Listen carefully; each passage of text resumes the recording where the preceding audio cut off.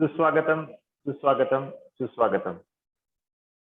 श्रीकृष्ण जन्मोत्सवानिमित्त आयोजित श्री अष्टबाहू गोपालकृष्ण देवस्थान ट्रस्ट व कर्मयोगी एकनाथ भाऊ जाधव प्रतिष्ठान मोहाडी यांच्याद्वारे आयोजित ही अष्टबाहू गोपालकृष्ण व्याख्यानमाला वर्ष 2021 गेल्या 65 वर्षांची परंपरा असलेली ही व्याख्यानमाला जरीही मागच्या वर्षी कोविडच्या पॅन्डेमिक सिच्युएशनमुळे आपल्याला या व्याख्यानमालेचं आयोजन करता आलेलं नसतं आणि त्यामुळे एक वर्षाचा जरी खंड पडलेला असला तरीही या वर्षी शांत न बसता ऑनलाईन माध्यमातून आपण ही व्याख्यानमाला घराघरामध्ये घेऊन जाण्याचं काम या ऑनलाईन माध्यमातून करत आहोत.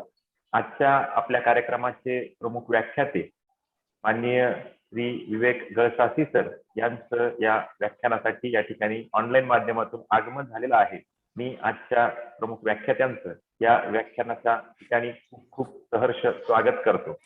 मला सरांना सांगायला विशेष आनंद होत आहे की सर जरीही आपल्याला प्रत्यक्ष लोकांपर्यंत पोहोचता येत नसलं तरीही आपण झूम ऍपच्या माध्यमातून घराघरांमध्ये लोकांपर्यंत पोहोचतो आहोत आणि त्यांच्यापर्यंत वेगवेगळ्या व्याख्यात्यांची विचारांची शिदोरी आपण या लोकांपर्यंत पोहोचवतो आहोत. तुम्ही 2 वर्षांपूर्वी मोहाडीला आला होतात. 2019 ला मोहाडीला येऊन तुमचे विचार आम्हा मोहाडीकरांना ऐकायला मिळाले होते. त्यावेळी निश्चितच आपल्या विचारांनी मोहाडीकर तृप्त झाले होते आणि लोकांच्या आग्रहास्तव यावर्षी पुन्हा झूमच्या या ऑनलाईन व्याख्यानाच्या माध्यमातून आम्ही आपले विचार या ठिकाणी ऐकणार आहोत. त्याबद्दल निश्चितच आम्हा सर्व श्रोत्यांना विशेष आनंद होत आहे.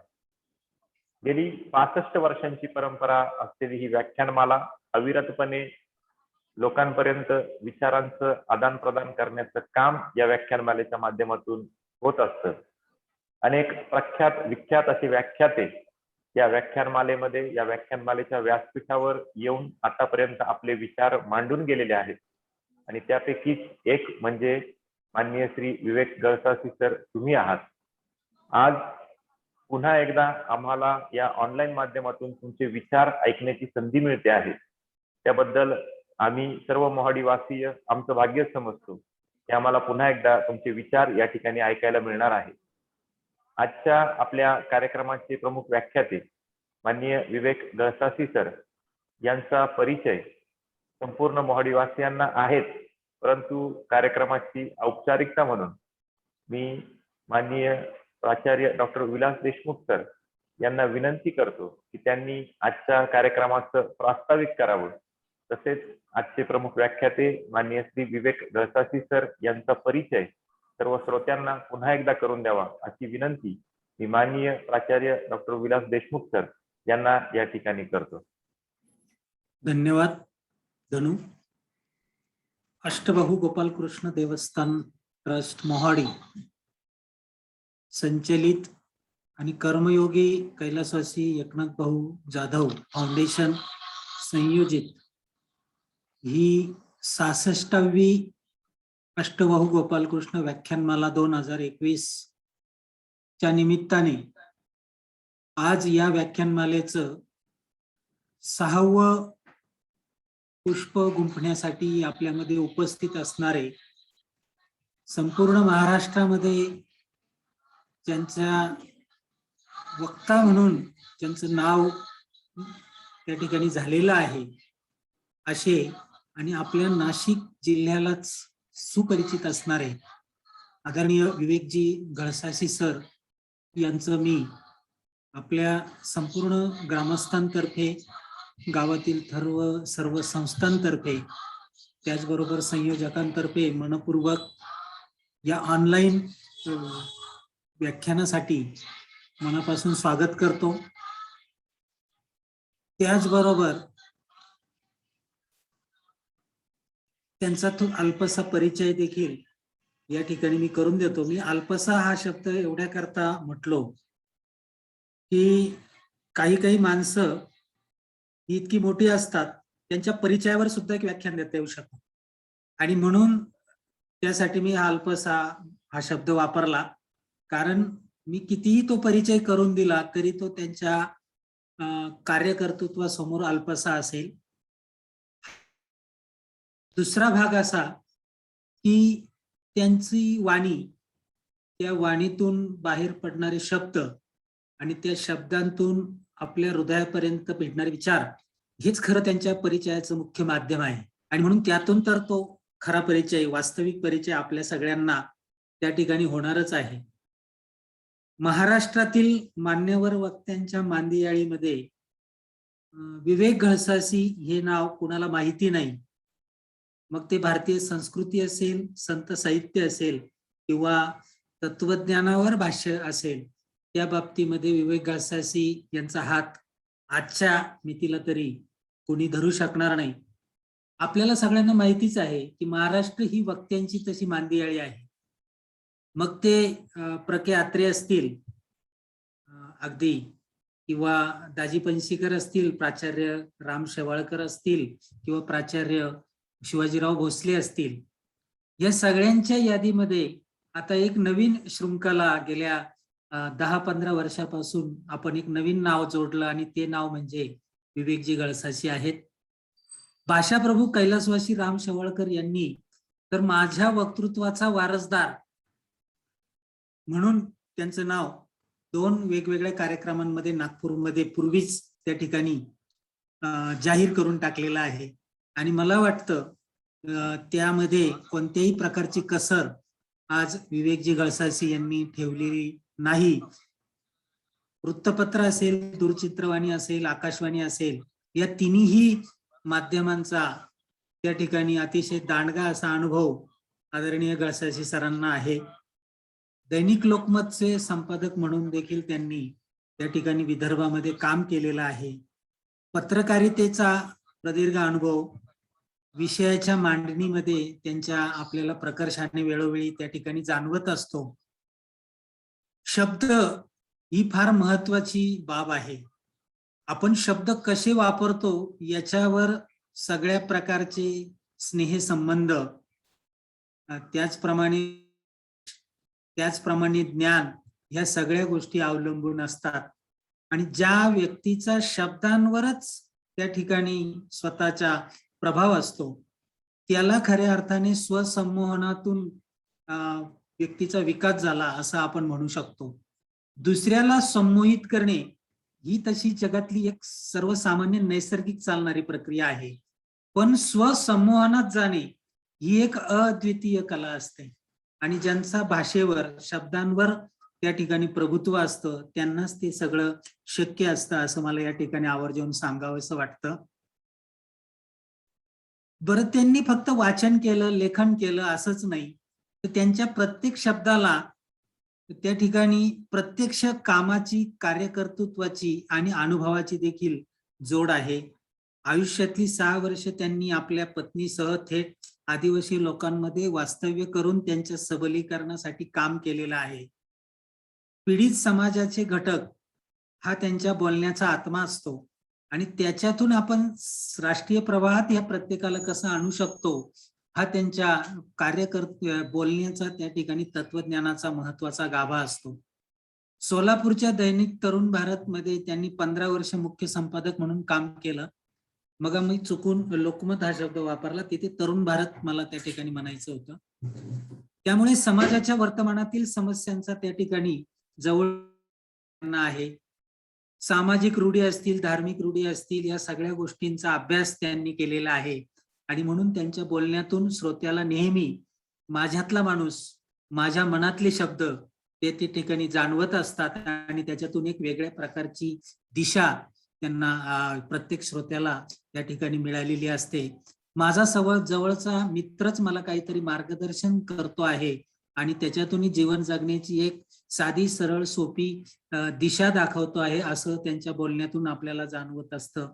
खूप अवजड शब्द, खूप बोजड शब्द, खूप मोठी अनआकलनीय तत्वज्ञान, अशा कोणत्याही फंदामध्ये पडलेले आपल्याला त्यांच्या वक्तृत्वातून आपल्याला दिसतं विवेकजी.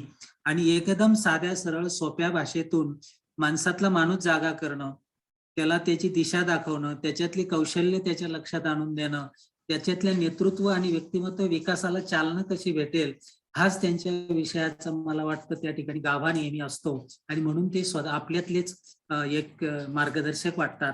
मास्टर्स इन जर्नलिझम ही पत्रकारितेची पदवी देखील त्यांनी केलेली आहे. त्यांना महात्मा गांधी सोशल फाउंडेशनचा समाजसेवा पुरस्कार, रोटरी क्लबचा प्रोफेशनल एक्सलन्स अवॉर्ड, माता भुवनेश्वरी अध्यात्म विषयक पुरस्कार, कैलासवासी पुबा भावे स्मृती वक्तृत्व पुरस्कार देखील त्या ठिकाणी प्राप्त झालेले आहे.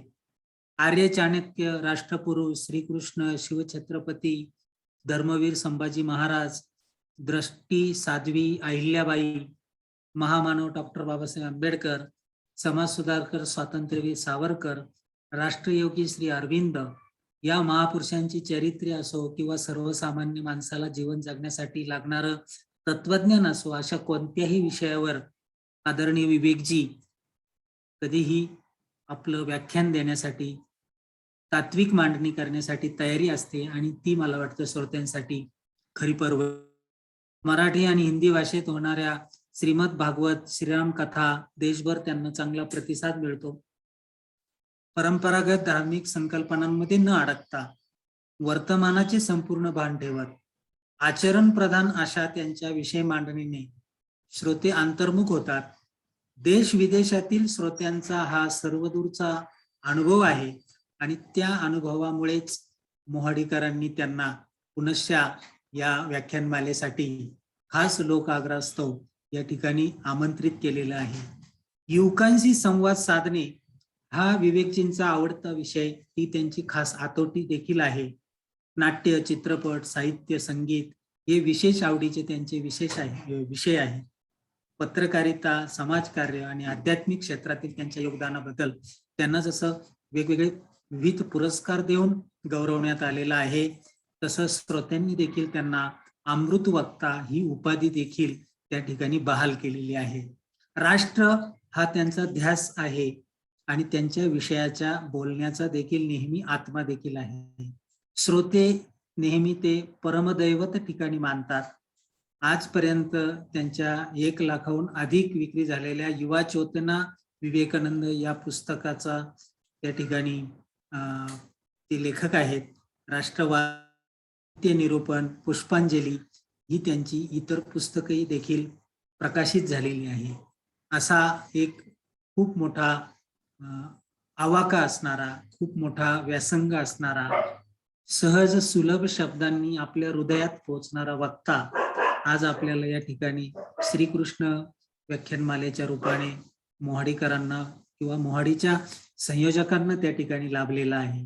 अशा ह्या वक्त्याच्या तोंडून जे काही बोधामृत आपल्याला या ठिकाणी ऐकायचं आहे, ते बोधामृत आपल्या सगळ्यांसाठी मला वाटतं अतिशय महत्वाची गोष्ट आहे.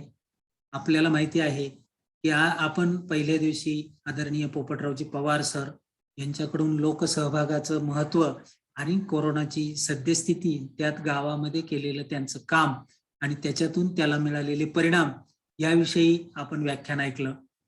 त्याच्यानंतर 2 दिवस आपण आदरणीय रामचंद्रजी देखणे यांच्या महाराष्ट्रातील संत परंपरा आणि महाराष्ट्रातील लोकपरंपरा या 2 विषयावर उद्बोधन ऐकलं.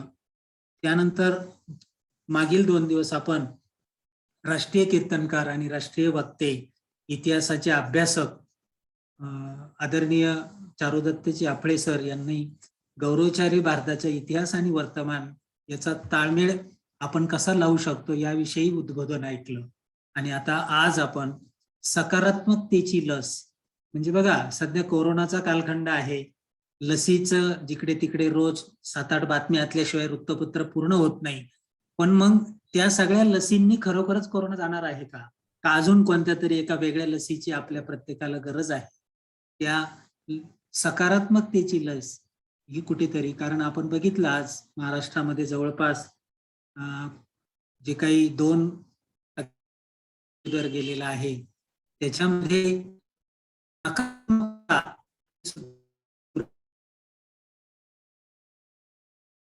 आहे.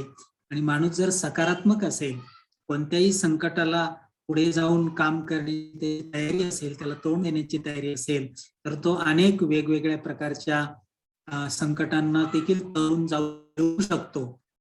तर ती सकारात्मकतेची लेस आज आपल्याला या ठिकाणी येते एक ते दीड तासात टोचून घ्यायची आहे. आणि म्हणून इंजेक्शन घेण्यासाठी डॉक्टरकडे गेल्यानंतर जेवढे आपण कॉन्शियस असतो तेवढ्याच कॉन्शियस मनाने आणि कॉन्शियस शरीराने आपण सगळेजण हे पुढचं व्याख्यान अटेंड कराल अशी अपेक्षा या ठिकाणी व्यक्त करतो. आज या ठिकाणी जॉईन झालेले सर्व आमचे मित्र कंपनी, शिक्षण, सामाजिक, राजकीय, सांस्कृतिक क्षेत्रातले सर्व बुधवारीयू या सगळ्यांचं मी संयोजन समितीच्या वतीने मनापासून स्वागत करतो. आणि आदरणीय विवेकजींचं देखील मी मनापासून पुनश्च एकदा स्वागत करतो. आणि थोडंसं लांबलेलं, कारण मी 100च्या पुढे आकडा जाण्याची वाट पाहत होतो, म्हणून थोडंसं लांबलेलं माझं जे काही प्रास्ताविक आणि त्या ठिकाणी परिचय आहे वक्त्यांचा, तो या ठिकाणी थांबवतो. धन्यवाद. धन्यवाद सर. आपण आजचे आपले प्रमुख व्याख्याते यांचा परिचय आपल्या सर्व श्रोत्यांना करून दिला, त्याबद्दल खूप खूप धन्यवाद. त्यानंतर ज्यांचे विचार ऐकण्यासाठी सर्वांचे कान आतुर झालेले आहेत, जे सगळेचे सगळे श्रोते पेशंट सकारात्मकतेची लस टोचून घेण्यासाठी तयार झालेले आहे, असे आपले आजचे डॉक्टर म्हणजेच आपले आजचे व्याख्याते माननीय श्री विवेक जळसासी सर यांना मी अशी विनंती करतो की त्यांनी आपले विचार आम्हा सर्वांसमोर मांडावेत. माननीय श्री विवेक जळसासी सर. नमस्कार श्रोते हो. आशा आहे की आपण सगळ्यांनी 100 गाठली आहे. संख्येची 100, आनंदाची 100, एकमेकांच्या सहकार्याची 100. मला आनंद होतोय आज पुन्हा एकदा श्री अष्टबाहू गोपाळकृष्ण ट्रस्टच्या वतीनं आणि कर्मयोगी काही एकनाथ भाऊ जाधव फाउंडेशनच्या वतीनं आयोजित केलेल्या मोहाडीतल्या या व्याख्यानमालेमध्ये आपल्या समोर येण्याचा. प्राचार्य देशमुखांनी माझी ओळख करून दिली आणि बऱ्याचदा असं होतं की वक्त्याची ओळख करून देत असताना वक्त्यामध्ये असलेल्या गुणांचा परिचय जसा होतो तसं प्रेमापोटी कधी कधी नसलेल्या गुणांचाही परिचय केला जातो. पण मी देशमुख सरांचा आभारी यासाठी आहे की त्यांनी माझ्याविषयी मला जे वाटतं तेच नेमकं तुमच्यापर्यंत पोहोचवलं. आणि ते सूत्र आहे की आपण जर एकमेकांशी संवाद करतो आहोत, व्याख्यानमाला म्हणजे तरी शेवटी काय असतं, संवादच असतो. अनेकांना असं वाटत असतं की वक्ता बोलतो आहे आणि श्रोते ऐकतायत. असं होत नसतं. वक्ता बोलतो आहे असं वाटत असतं, पण श्रोते सुद्धा बोलत असतात, प्रतिसाद देत असतात. आणि जो चाणाक्ष वक्ता आहे त्याला कळत असतं की श्रोते बोलतायत का, आपल्याला प्रतिसाद देतायत का, आपण जे सांगतो आहे त्याच्याशी ते सहमत होत आहेत का. कधी कधी सहमत नाही पण होणार. आणि त्यामुळं एका अर्थाने भाषण, व्याख्यान हे सुद्धा संवाद असतं. पण देशमुख सर म्हणाले तसं खूपदा असं होतं की वक्ता याचा अर्थ वक्ता, संमेलनामध्ये बोलणारा कोणी अभ्यासू, विचारवंत, प्रवचनकार, कीर्तनकार, यांना हळूहळू एका गैरसमजामध्ये ते स्वतःला अडकून घेतात. आणि तो गैरसमज असा असतो की बस समोर सगळे जे बसलेले आहेत स्वच्छ अंघोळ घालून शहाणा करण्याची जबाबदारी माझ्यावर देवांनी सोपवलेली आहे आणि त्यासाठी मी कसा योग्य आहे, अभ्यासू आहे, विद्वान आहे, तत्ववेत्ता आहे, जाणता आहे, एकमेवाद्वितीय आहे, अशा आभासाने मग सगळं बोलणं इतकं कठीण होऊन जातं. आपण खूप अभ्यास केलेला आहे आणि ते आपल्याला पोचवायचं आहे. आणि एका व्याख्यानात जर मी श्रोत्यांना शहाणं नाही केलं तर माझ्या नावाला बट्टा लागेल, अशा एका भ्रमामध्ये जेव्हा वक्ता जातो तेव्हा ते भाषण फार एकतर्फी होतं, एकसुरी होतं, कर्कश होतं.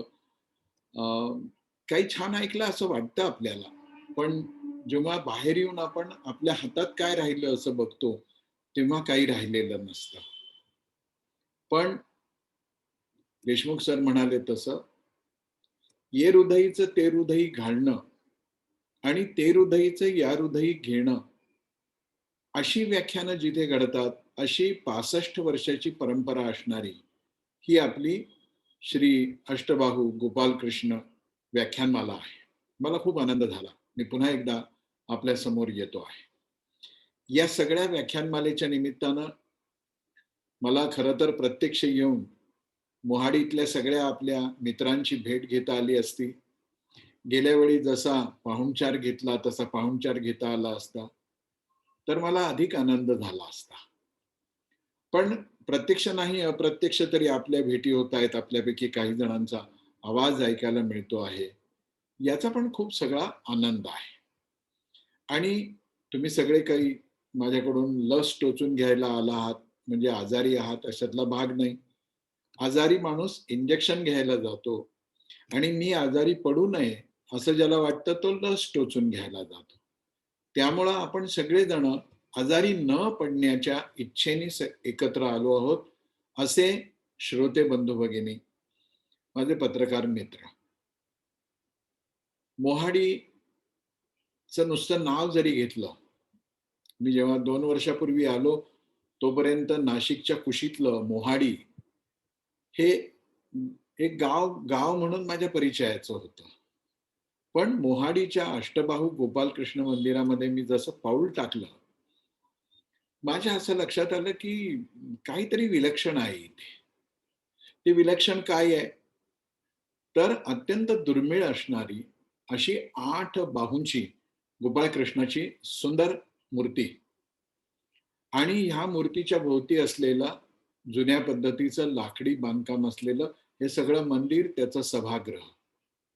ही मनाला भुलवून टाकणारी गोष्ट आहे. मी त्या मूर्तीच्या अगदी निकट जाऊन त्या मूर्तीचं सर्वांगाने दर्शन घेतलं आणि आजही मी जेव्हा अष्टबाहू गोपाळकृष्ण असं म्हणून डोळे मिटतो, तेव्हा ती मला सावळी सुंदर मूर्ती डोळ्यासमोर दिसते. दुसरी गोष्ट आहे की केवळ मंदिर म्हणून ते मंदिर आपल्याला भुरळ घालतं अशातला भाग नाही. मंदिराकडून जे अपेक्षित आहे ते प्रबोधनाचं, लोकजागृतीचं, लोकसंघटनेचं काम या मंदिराच्या व्यासपीठावरून आणि कर्मयोगी एकनाथ भाऊंच्या प्रेरणेतून हे जे सगळं होतं आहे त्याची पण आपल्या मनाला एक भुरळ पडलेली असते. आणि ह्या सगळ्या गोष्टी माझ्या मनात असल्यामुळं देशमुख सरांनी जेव्हा मला सांगितलं की तुला यावर्षी आभासी व्यासपीठावरती येऊन आमच्याशी बोलायचं आहे, तेव्हा मी ताबडतोब हो म्हणालो. मी मोहाडीकरांच्या आतिथ्याचाही खूप छान अनुभव घेतला, पाहुणचाराचाही अनुभव घेतलाय. त्या सगळ्या स्मृती आज माझ्या मनामध्ये आहे. आज आणि उद्या, आज उपांत्य सत्र आहे व्याख्यानमालेतलं. आतापर्यंत अनेक मान्यवरांची व्याख्यानं यावर्षी झाली. वेगवेगळ्या विषयांचं ज्ञान आपल्याला त्यातून झालं. आज मी एका वेगळ्या विषयाला, वेगळ्या म्हणजे तसा सगळ्यांच्याच मनात असलेल्या या विषयाला स्पर्श करणार आहे आणि व्याख्यानमालेची सांगता छत्रपती शिवाजी महाराजांच्या द्रष्टेपणामुळं आणि काळापुढची शिवाजी महाराजांची जीवनाची दृष्टी कशी होती त्याचं चिंतन करण्यासाठी उद्या आपण अंतिम सत्रामध्ये येतो आहोत. तो पुन्हा एकदा आपल्या सगळ्यांचं मनापासून मी स्वागत करतो, माझ्या मनातला आनंद व्यक्त करतो आणि सकारात्मकतेची लस ही नेमकी काय आहे या विषयाला आपण स्पर्श करूया. माझ्या भावा बहिणींनो, माणसाचं आयुष्य म्हणजे ऊन सावलीचा खेळ आहे. असा एखादा माणूस तुम्ही कधी पाहिलाय का हो, की ज्याच्या जीवनामध्ये दुःख आलंच नाही? मला नाही वाटत असा कोणी असेल. सुखी माणसाचा सदरा शोधायला निघालेल्याला जसं कळून येतं की 100% सुखी असलेला माणूस असा कोणी नाही आणि जर कोणी आहे असं वाटलं तर त्या गोष्टीमधला एक फार सुंदर टर्निंग पॉइंट ज्याला आपण म्हणू असा आहे की त्याला सदराच नसतो. त्यामुळे 100% असा एकही माणूस नाही की ज्याच्या आयुष्यामध्ये दुःख नाही. आज ज्या अष्टबाहू गोपाळकृष्णांच्या समोर आपण सगळे विचार करायला बसलो आहोत, संवाद साधायला बसलो आहोत, त्यांना तर आपण जगद्गुरु म्हणतो ना. त्यांच्या आयुष्यामध्ये दुःख होतं की नाही? श्रीकृष्णांच्या आयुष्यामध्ये दुःख होतं की नाही? ते दुःख कोणकोणत्या प्रकारचं होतं याचा विचार जरी आपण केला तरी असं लक्षात येतं, की ज्याला स्वतःच्या जीवनातल्या कर्तृत्वानं आपण कृष्णं वंदे जगद्गुरुम अशी उपाधी दिली, त्यांच्या जीवनामध्येही दुःख होतं. आणि ते दुःख साधंसुधं नव्हतं. तुरुंगामध्ये जन्माला येण्यात कोणता आनंद आहे? कारागृहामध्ये हातामध्ये शस्त्र घेऊन उभ्या असलेल्या सैनिकांच्या, पहारेकऱ्यांच्या देखरेखीमध्ये जन्माला येणं, अंधाऱ्या त्या तुरुंगातल्या कारागृहातल्या खोलीत जन्माला येणं, खरं तर त्यांनी जन्माला किती थाटामाटात यायला पाहिजे. बरं असा वसुदेव देवकींच्या पोटी जन्म घेतल्यानंतर आनंदोत्सव केवढा झाला पाहिजे. पण मथुरेत असं काही घडलं नाही. म्हणजे ज्याच्या जीवनाची सुरुवातच मुळी बघा कारागृहामध्ये झाली, तुरुंगात झाली. हा काही मोठा आनंदाचा क्षण म्हणायचा का? दुःखाचाच आहे. हे दुःखच होतं. बरं पुढे कर्तृत्व करत असताना सोन्याची द्वारका ज्यांनी उभी केली असं आपण म्हणतो आणि केलीच. आता एक बरं झालेलं आहे, की पुरातत्व क्षेत्रातल्या संशोधनाने, काही वैज्ञानिक कसोट्यांच्या आधारावरती, ग्रह नक्षत्र यांच्या आधारावरती आता जगाने हे मान्य केलेलं आहे, की श्रीकृष्ण आणि श्रीराम ही ऐतिहासिक घटना आहे. मधल्या काळामध्ये आपल्या देशातल्या काही स्वघोषित वाह्यात बुद्धिवाद्यांनी राम काल्पनिक आहे, कृष्ण काल्पनिक आहे, अशी सरकारच्या कृपेने सगळीकडे भूमिका उठवली होती आणि सरकारही त्या काळामध्ये असं भ्रमिष्ट होतं, की राम सेतू हा राम सेतू नाही, तर रामच मुळी काल्पनिक आहे, असं शपथपत्र सर्वोच्च न्यायालयामध्ये लिहून दिलं होतं. ठीक आहे तुझं, पण आता सिद्ध झालंय. आता पाण्यात बुडालेली, समुद्रात बुडालेली द्वारका, तिचे अवशेष प्राप्त झाले. श्रीरामांच्या जन्माचे कितीतरी ऐतिहासिक आणि शास्त्रीय पुरावे आपल्याला प्राप्त झाले. त्या श्रीकृष्णांनी सोन्याची द्वारका उभी केली. अशा द्वारकाधीशाला चोर म्हटलं गेलं, किती दुःख वाटलं असेल. आजकाल अशा पद्धतीनं सत्तेवर बसलेल्या माणसाला वेगवेगळ्या प्रकरणात आरोपात चोर ठरवलं गेलं आणि ईडीच्या धाडी पडल्या, तर फारसं वैषम्य वाटत नाही. त्याला असं वाटतं, की आपण फारच मोठं कर्तृत्व करतो आहोत. पण वर्तमानातल्या या राजकीय विचारांचा काही आपण संदर्भ घेऊया नको. श्रीकृष्णाला बघा, द्वारकाधीशाला चोर म्हटलं गेलं. स्यमंतक मणी चोरल्याचा आरोप आला. किती वेदना झाल्या असतील, किती दुःख झालं असेल. एवढंच नाही तर जरासंधाने जेव्हा 17 स्वाऱ्या केल्या आणि लोकांचं खूप नुकसान व्हायला लागलं, प्राणाचं नुकसान, संपत्तीचं नुकसान, त्यावेळेला मथुरा सोडून पळावं लागलं बलराम दादा आणि श्रीकृष्णांना आणि लोक त्यांना रणछोडदास म्हणायला लागले. बघा, महापराक्रमी अशा पुरुषाला अरे हा तर मित्र आहे, हा मैदान सोडून पळतो, असं जर कोणी म्हटलं तर किती दुःख वाटेल. मी काही कृष्ण चरित्र सांगायला बसलो नाही, पण ही सकारात्मकतेची लस का आवश्यक आहे हे कळायचं असेल तर जसं सुई टोचण्याच्या आधी तिथे आयोडीन लावतात की नाही, दोन फायदे. तिथले किटाणू जंतू आहेत ते पण दूर व्हावेत आणि त्या आयोडीनने थोडा थंडावा आला तर टचकन टोचल्याचं आपल्याला फारसं दुःख होत नाही.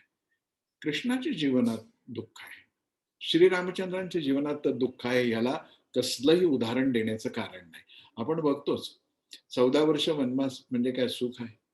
उद्या आपल्याला सत्तेवरती बसायचं आहे, युवराज म्हणून घोषित होणार आहे, अयोध्येचे राजे आपण होऊ शकू अशा स्थितीत जायचं आहे आणि एका क्षणात सगळं चित्र पालटतं आणि राज्याचं सूत्र हातात येणं सोडा, वनवासातच जायची वेळ येते. बघा, श्रीराम तयार झाले की नाही त्याला? का तर ते काय म्हणाले, की मी माझ्या वडिलांचं वचन अपुरं होऊ देणार नाही. त्यांनी मला सांगितलं त्यांची आज्ञा मी मोडणार नाही. बघा, थोडा सांस्कृतिक फरक आहे. नीट लक्षात घेऊ. वडिलांना वचन दिलं म्हणून मान न मान मैं तेरा मेहमान म्हणून सत्तेवर बसणं ही वेगळी गोष्ट आहे, अभारतीय आहे. भारतीय काय आहे, तर सत्तेवर बसण्याचा माझा नैतिक अधिकार असताना केवळ वडिलांचं वचन पाळायचं आहे म्हणून 14 वर्षाचा वनवास. किती दुःख. मग पत्नीचं अपहरण, किती दुःख. या सगळ्या दुःखांच्या मालिका जर श्रीकृष्ण आणि श्रीरामांना चुकल्या नाही कोणत्याही महापुरुषाला चुकल्या नाही. याचा अर्थच असा होतो माझ्या भावा बहिणींनो, की माणूस आहे आणि माणूसच का हो, जीव आहे त्याला दुःख आहेच, आणि ज्याला दुःख आहे ना त्याला सुख पण आहे. त्याचं कारण असं आहे की ही सुख आणि दुःख दोघेही जुळी भावंड आहेत. आणि जुळी भावंड आहेत म्हणजे नुसती जुळी नाही आहेत, तर त्यांच्या पाठी एकमेकाला चिकटलेल्या आहेत. मधल्या काळात वर्तमानपत्रात आपण वाचलं असेल ना, सयामी जुळं ज्याला म्हणायचे, असं ते जुळं जन्माला आलं की ते चिकटलेलं असतं. तशी सुख आणि दुःख ही दोन भावंड चिटकून आलेली आहेत. तुम्ही सुख मागा, दुःख येणारच आहे. तुम्ही दुःख मागा, सुख येणारच आहे. आता असा एखादा माणूस तुमच्या बघण्यात आहे का, की ज्याच्या जीवनामध्ये सुख दुःख राहो, पण अडचण आली नाही. जणू काही गालीचे अंतरलेत, पायघड्या घातल्यात आणि जन्माला आल्यापासून मरेपर्यंत बस तो एक एक पाऊल फक्त यशस्वी होतोय. असं नाही घडू शकत कोणाच्याही बाबतीत. असा एखादा माणूस तुम्ही बघितलाय, की ज्याच्या जीवनामध्ये संघर्षाची वेळच नाही आली? असा एखादा माणूस बघितलाय, की ज्याच्या जीवनामध्ये कुठलं आव्हानच त्याच्या आयुष्यात कधी उभं नाही राहिलं? असं नाही होऊ शकत. म्हणजे सुख-दुःख आहे, संकट आहेत, अडथळे आहेत, संघर्ष आहे, आव्हानं आहेत, हे सगळं आहे, त्यालाच तर मानवी जीवन म्हणायचं. ह्यातलं एक जरी नसेल ना, तर जगण्याला गंमत नाही येणार. आणि आपल्या जगण्यात बघा तुम्ही, नुसतं गोड खायला दिलं. सकाळची न्याहारी गोड, दुपारचं जेवण गोड, सगळे पदार्थ गोड, पुन्हा दुपारचं काहीतरी तोंडात टाकणं तेही गोड, रात्रीचं जेवणही गोड. आपण अशा गोड गोड खायला घालणाऱ्या ठिकाणचा पाहुणचार किती दिवस घेऊ शकू? एक दिवसही घेऊ शकणार नाही. आपण म्हणू की बाबा रात्री कुठेतरी बाहेर जाऊ आणि मस्त नाशिकची प्रसिद्ध मिसळ खाऊ, मामाच्या गावाला जाऊ, मामाच्या वाड्यावर जाऊ. ना आपल्याला काहीतरी झणझणीत खावंसं वाटतं. नुसतं दिलं. सकाळ, दुपार, संध्याकाळ झणझणीत, आणि नुसतं झणझणीत शाकाहारी नाही, तर कडाकड आवाज करणारं झणझणीत दिलं. आपण म्हणू की आता आता पुरे, थोडं काहीतरी गोड तोंडात टाकू. काय सांगतोय मी? तुमचं माझं जीवन खऱ्या अर्थानं, समाधानानं माणूस म्हणून यशस्वी व्हायचं असेल ना, तर सुख-दुःख, यश, अपयश, मान, अपमान, मित्र, शत्रू या सगळ्याची रंगत-संगत पाहिजे तरच मजा येते. मग शेवटी गीतेमध्ये खूप काही सांगितलं, तेव्हा सांगितलं तर हेच ना, की "अरे तुला माझं प्रिय व्हायचं आहे ना, म्हणजे देवाचं प्रिय व्हायचं आहे ना."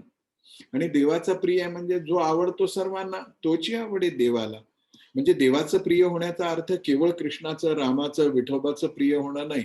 सगळ्या समाजाचं प्रिय व्हायचं आहे ना, तर एकच कर, की शत्रू मित्र असं डोक्यामध्ये भाव ठेवू नको. सुख-दुःख असा डोक्यामध्ये भाव ठेवू नको. सुख-दुःखे समे कृत्वा लाभा लाभो जया जयो. कधी लाभ होईल, कधी होणार नाही, हानी होईल, होऊ दे ना. अरे हीच तर जगण्याची गंमत आहे. नदी नुसती अशी सपाटावरून वाहत चालली ना, तर तिला गती नाही येणार, आणि तिला ज्या सागराला भेटायचं आहे, त्या भेटीची ओढ सुद्धा नाही असणार. ती कड्या-कपारातून कोसळते, डोंगरावरून उसळते, खडकातून वाट काढते, जंगलातून वाट काढते, आणि मग तिचा शेवट समुद्राला मिळण्यामध्ये होतो. तुमचं माझं जगणं असंच आहे. इथे ऊन आणि सावली दोन्ही आहे. इथे कधी-कधी सुखाची शीतळ झुळूक आहे, तर कधी-कधी अगदी दमछाक घडवून टाकणारे दुःख आहे. पण हीच आपल्या आयुष्याची गंमत आहे. असं ज्याला कळालं, त्यांनी सकारात्मकतेची लस टोचून घेतली. याचा अर्थ त्याच्याकडे सकारात्मकता आली. ही सकारात्मकता सकारात्मकता म्हणजे तरी नेमकं काय असतं? तर कितीही कठीण परिस्थिती असली, कितीही अडचणी असल्या, कितीही त्रास होत असला, तरी एक आशेचा किरण, बघा, किरण म्हणतोय मी, धनकन आशेचा उजेड आपल्यावर पडला असं नाही, किरण आपल्याला तो जगायला शक्ती देतो. किती अंधार आहे फार महत्वाची गोष्ट नाही, पण ह्या अंधारामध्ये एक छोटा किरण माझ्यापर्यंत पोहोचतोय आणि मला असं वाटतं की हो, रात्रीच्या गर्भातच उद्याचा उषः काल असणारच आहे. आणि म्हणून त्या एका किरणाच्या आधारावरती आपण जगत असतो. या आधाराला म्हणायचं आशा. आपण आशा सोडून दिली तर नाही बाबा आता काही होणार नाही. कोरोनामध्ये आपण हा अनुभव घेतला की ज्यांनी धीर सोडला, आशा सोडली, त्यांच्यावरती महागडे इलाज झाले तरी ते जगू नाही शकले. आणि ज्यांनी धीर नाही सोडला ना, ज्यांनी मनाचा आशा नाही सोडली ना, ते छोट्या मोठ्या उपचारांनी सुद्धा, खरं तर कोरोनावरती काही उपचार नाही आपल्याला माहिती आहे. उपचाराच्या नावाने जे काही चाललंय ते सगळे प्रयोग आहेत इथपर्यंत म्हणायला हरकत नाही.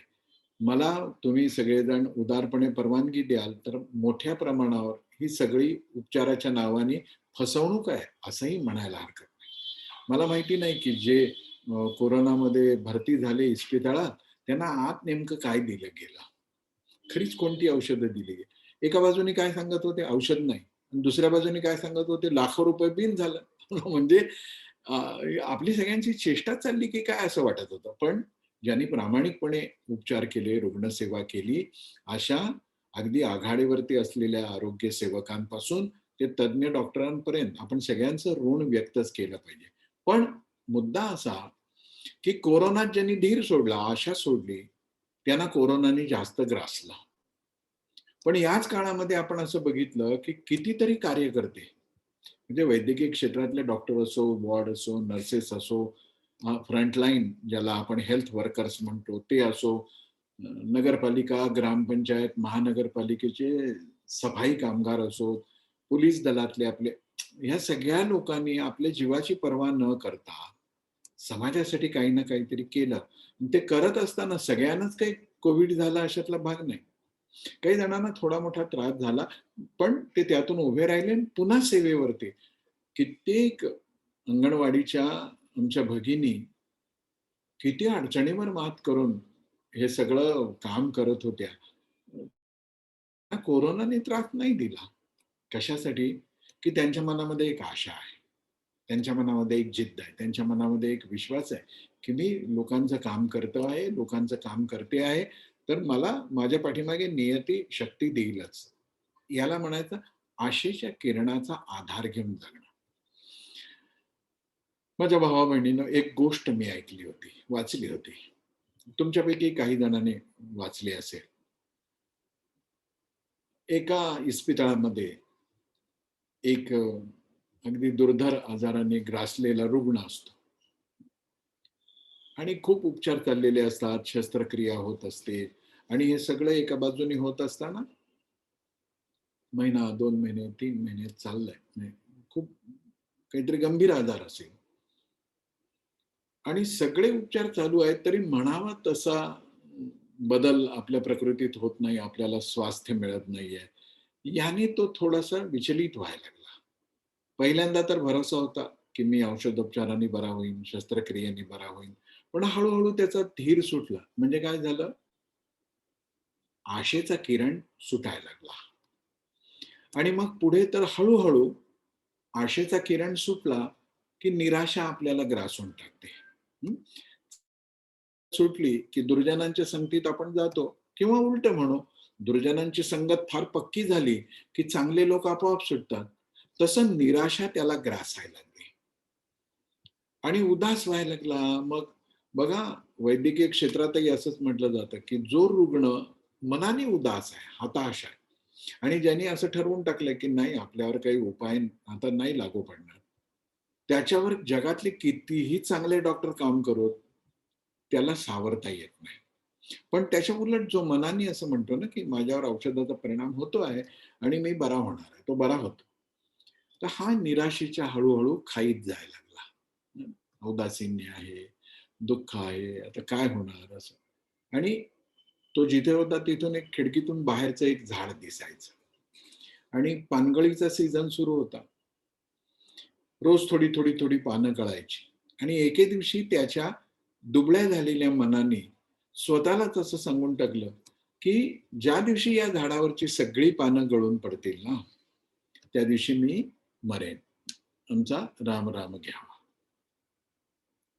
बघा काय संबंध आहे हो?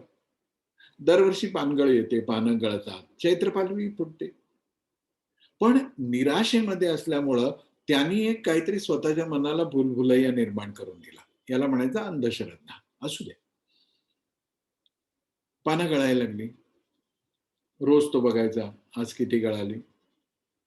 असं करता करता करता करता एकटक त्या झाडाकडे बघायचं. आता पानगळीमध्ये पानं सारखीच गळत असतात दिवस रात्र आणि तो तिकडेच बघायचा. नर्स होती ना, तिच्या लक्षात आलं की हा ग्रह बाहेर का बघतोय सारखा, काय आहे.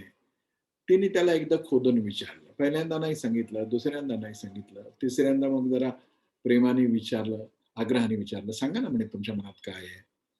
आणि मग त्यांनी सांगितलं की सिस्टर, हे समोरचं झाड आहे ना, त्याच्यावरची जेव्हा सगळी पानं गळून पडतील, शेवटचं पान गळून पडेल, त्या दिवशी मी मरेन. तुम्ही माझ्यावर कोणतीही भारी भारी औषधं द्या, काही परिणाम नाही.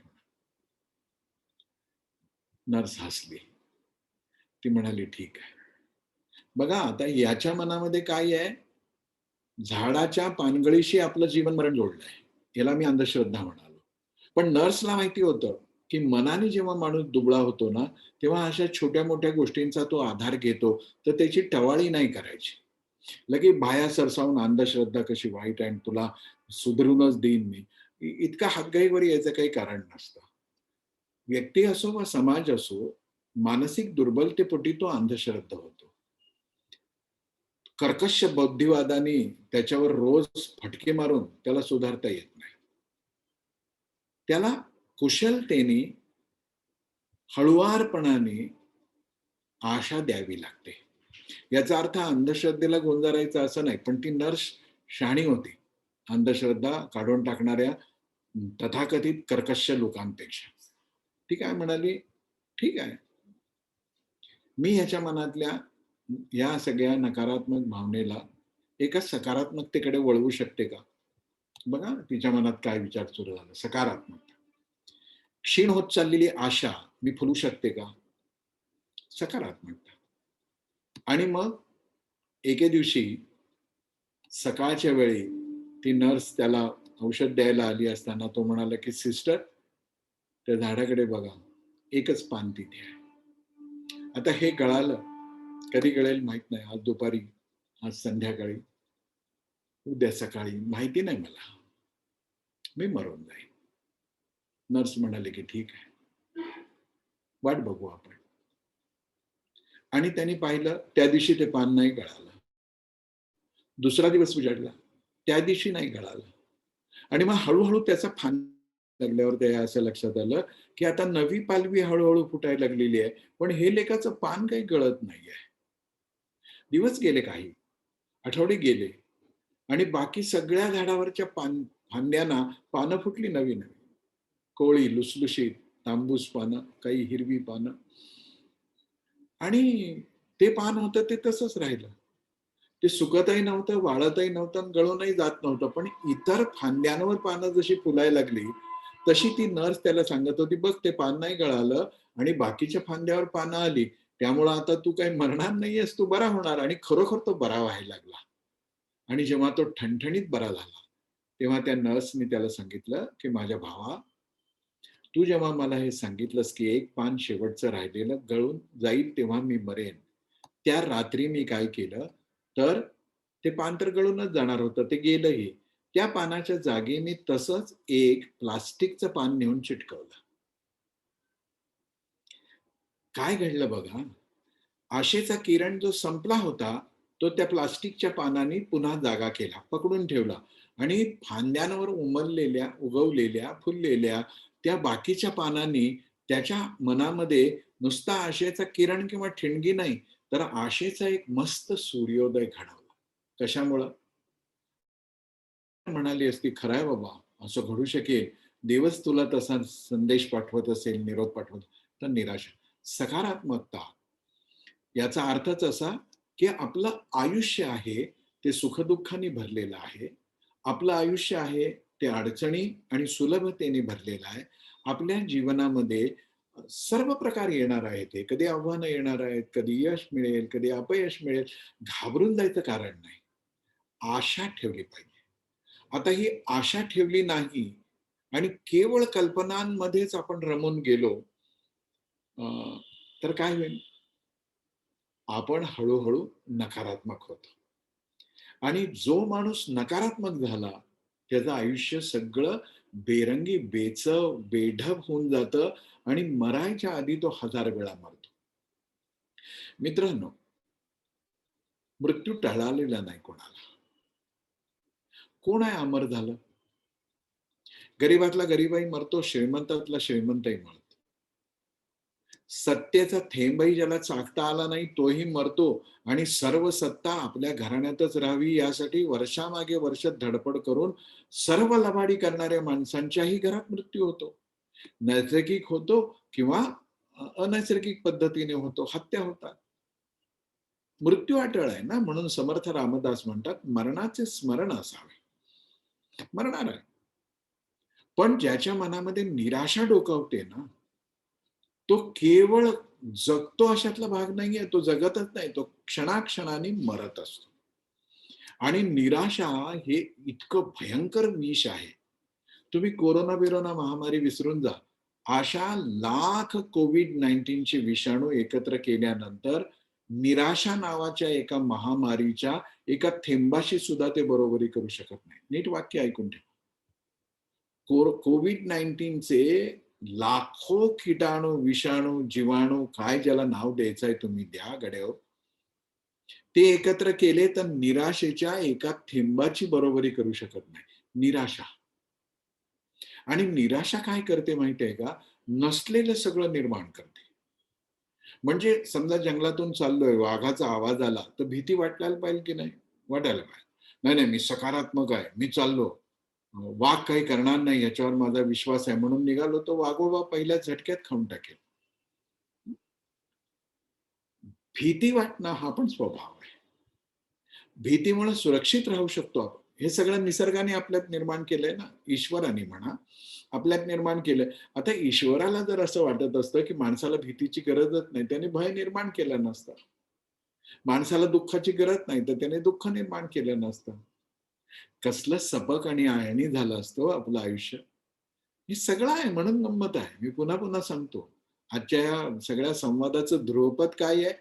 हे सगळं आहे मित्रांनो, म्हणून मजा आहे, म्हणून गंमत आहे, म्हणून आनंद आहे, सुखदुःख आहे, चढ उतार आहे, ऊन सावली आहे, थंडी वारा आहे, कटकटी आहेत, काटे आहेत, फुलं पण आहेत. असं नाही की नुसते काटे आहेत, फुलं पण आहेत. ही मजा आहे. पण निराशा काय करते? निराशा नसलेल्या गोष्टी निर्माण करते. म्हणजे वैरी चिंतणार नाही, ते मन चिंतेल, असं म्हणतो की नाही आपण?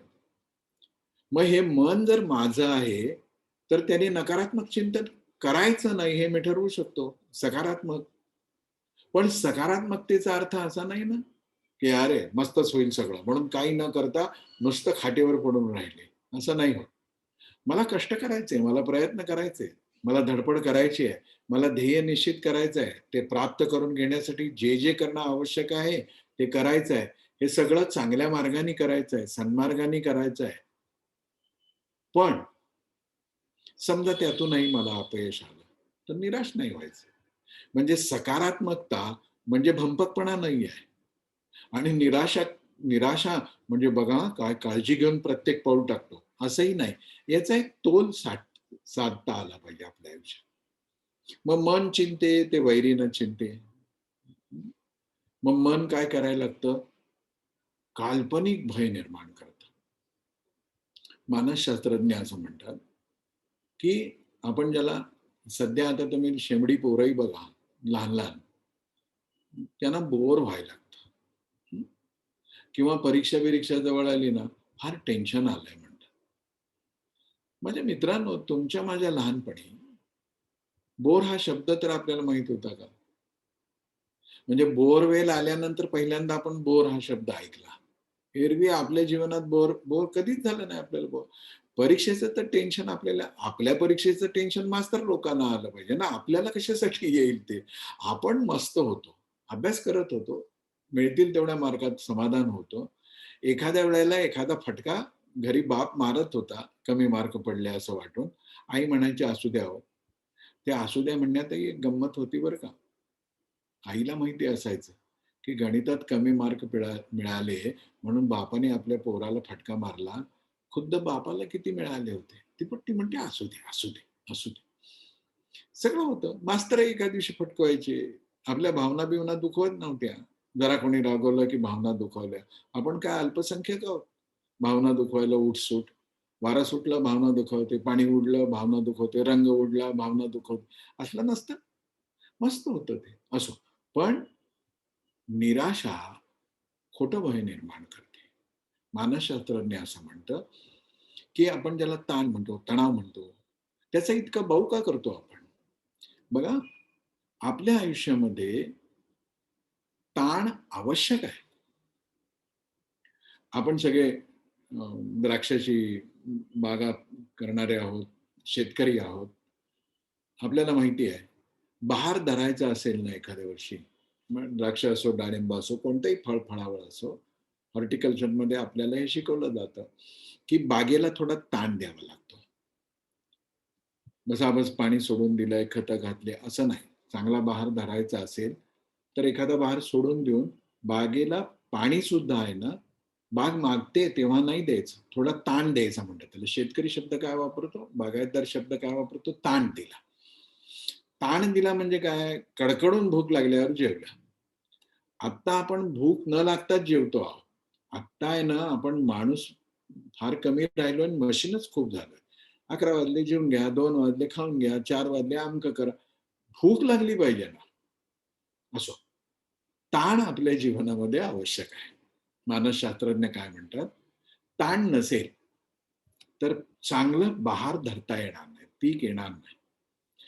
या ताणाला समुचित ताण असं म्हटलंय. आवश्यक ताण.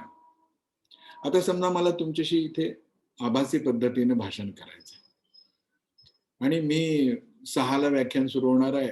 5:55 ला झोपेतून उठलो. आपण टेन्शन घेत नाही हं. आणि परिचय वगैरे करून झाला आणि मग माझ्या लक्षात आलं, की अरे आजच्या विषयाची तयारीच नाही माझी काही. थोडं तरी मनातल्या मनात जुळवावं लागतं की नाही? थोडा ताण येतो की नाही? बघा आपल्या देशामधले सर्वात प्रभावी अलीकडच्या काळातले वक्ते म्हणून ज्यांना आपण मानतो, त्यांचे विरोधक, वैचारिक विरोधकही ज्यांचे भाषणं ऐकताना जीवाचे कान करायचे, असे स्वर्गीय अटल बिहारी वाजपेयी. ते असं म्हणायचे, की पहिल्यांदा भाषण करत असताना कुठल्याही म्हणजे एवढे जागतिक कीर्तीचं वक्ते, तर ते म्हणायचे, की मी भाषणाला उभारत असताना माझ्या मनावर एक हलकासा ताण असतो. ताण असेल ना, तर आपण करणारं काम उत्तम होतं. पण हा ताण जर प्रमाणाबाहेर वाढला, म्हणजे समुचित ताणातून अनुचित ताणामध्ये आपण गेलो, तर निराशा आपल्याला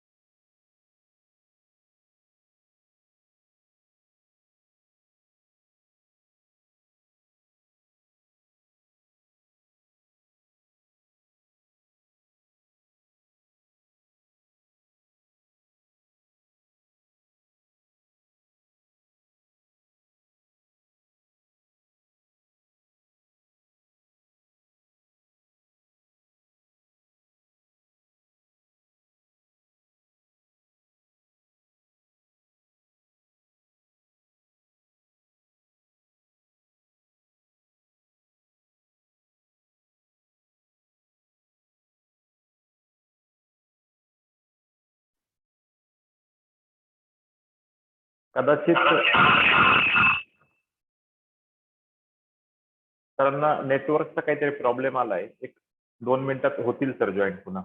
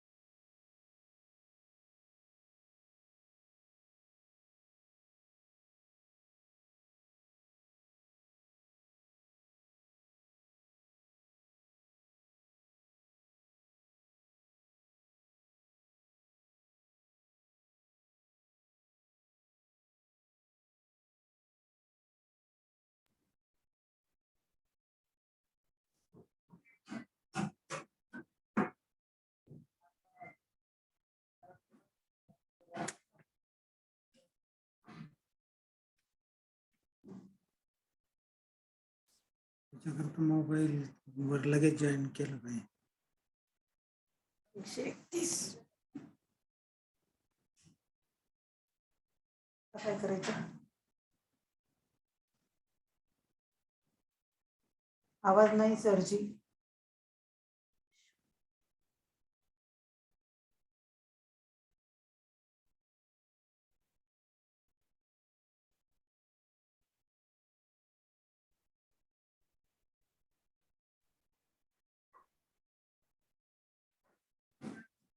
आले आले का तसेच? आवाज येतोय सर तुम्हाला? हो, आवाज येतो. हा, काही तांत्रिक अडचणीमुळे सरांच्या आवाजामध्ये थोडा व्यत्यय आला. मी पुन्हा एकदा सरांनी विनंती करतो की सरांनी आपलं व्याख्यान पुन्हा एकदा कंटिन्यू करावं. आता ऐकू येत आहे ना? हो हो, येतंय सर, येतंय. आता बघा, संपूर्ण नागपूर शहरामधला वीज पुरवठा खंडित झालाय.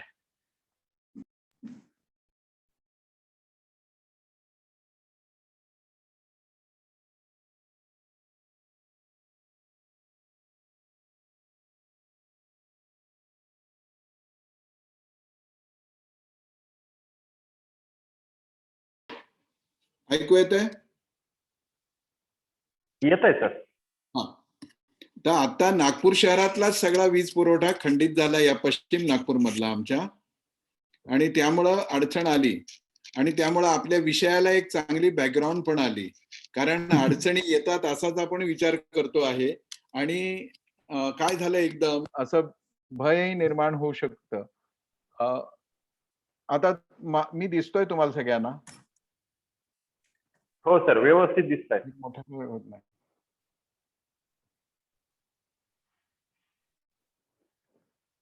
तर आपण विचार करत होतो की नकारात्मकता काय करते, तर आपल्या जीवनामध्ये नसलेल्या गोष्टी निर्माण करते. आणि मग नकारात्मकतेने माणूस प्रयत्न न करता, म्हणजे कसल्याही प्रकारची धडपड न करता हातात घेतलेलं काम सोडून देतो. म्हणजे अष्टभुजा गोपालकृष्णाने आता हा प्रसंग घडवला, त्याच्यामध्ये तुम्हाला प्रॅक्टिकल नॉलेज दिलं. आता आमच्या पश्चिम नागपूर मधला सगळा वीज पुरवठा खंडित झालेला आहे.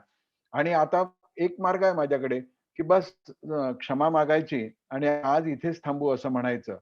पण नाही, पर्यायी लगेच व्यवस्था करून आपण आपला विषय चालू ठेवला पाहिजे. सांगत होतो मी की नकारात्मकतेचा भयानक परिणाम काय होतो. सकारात्मकतेची लस जगणं समाधानी बनवतं, आनंदी बनवतं, सुखी बनवतं आणि संपूर्ण साफल्याचा अनुभव आपण घेतो. एक फार क्रूर गुन्हेगार होता. अमेरिकेमधली घटना आहे ही. मोठा गुन्हेगार.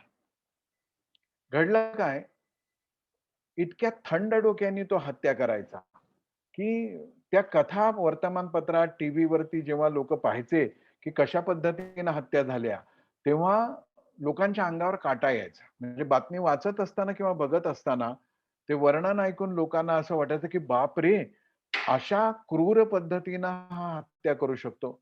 इंग्रजी मधला शब्द वापरायचा म्हटलं तर कोल्ड ब्लडेड मर्डरर. अशा अनेक हत्या त्यांनी केल्या. वेगवेगळ्या वयाच्या लोकांच्या हत्या केल्या, लूटपाट केली, बलात्कार केले, बलात्कार करून त्या स्त्रियांच्या हत्या केल्या. पकडला गेला. पकडला गेल्यानंतर समोर खटला चालला. खटल्यामध्ये सगळे पुरावे नीट आले आणि न्यायालयाने त्याला मरेपर्यंत फाशीची शिक्षा दिली. आता त्याला मरेपर्यंत फाशी तर होणार होती. सर्वोच्च न्यायालयाने तो निकाल दिला.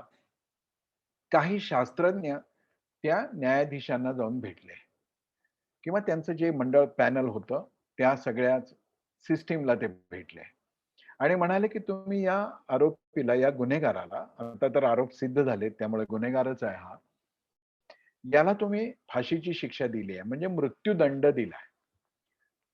तर आता वेगवेगळ्या पद्धतीने फाशी देता येतं. एका विशिष्ट खुर्चीवर बसून मग एकदम वीज प्रवाह सोडून मारता येतं, का इंजेक्शन देऊन मारता, वगैरे वगैरे.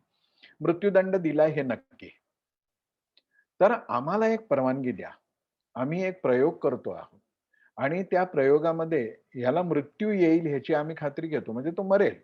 तो प्रयोगच तसा आहे.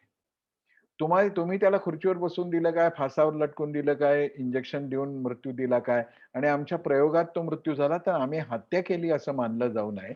उलट तुमच्या निवाड्याचा आम्ही अंमल केला असं मानावं आणि आम्हाला परवानगी द्यावी.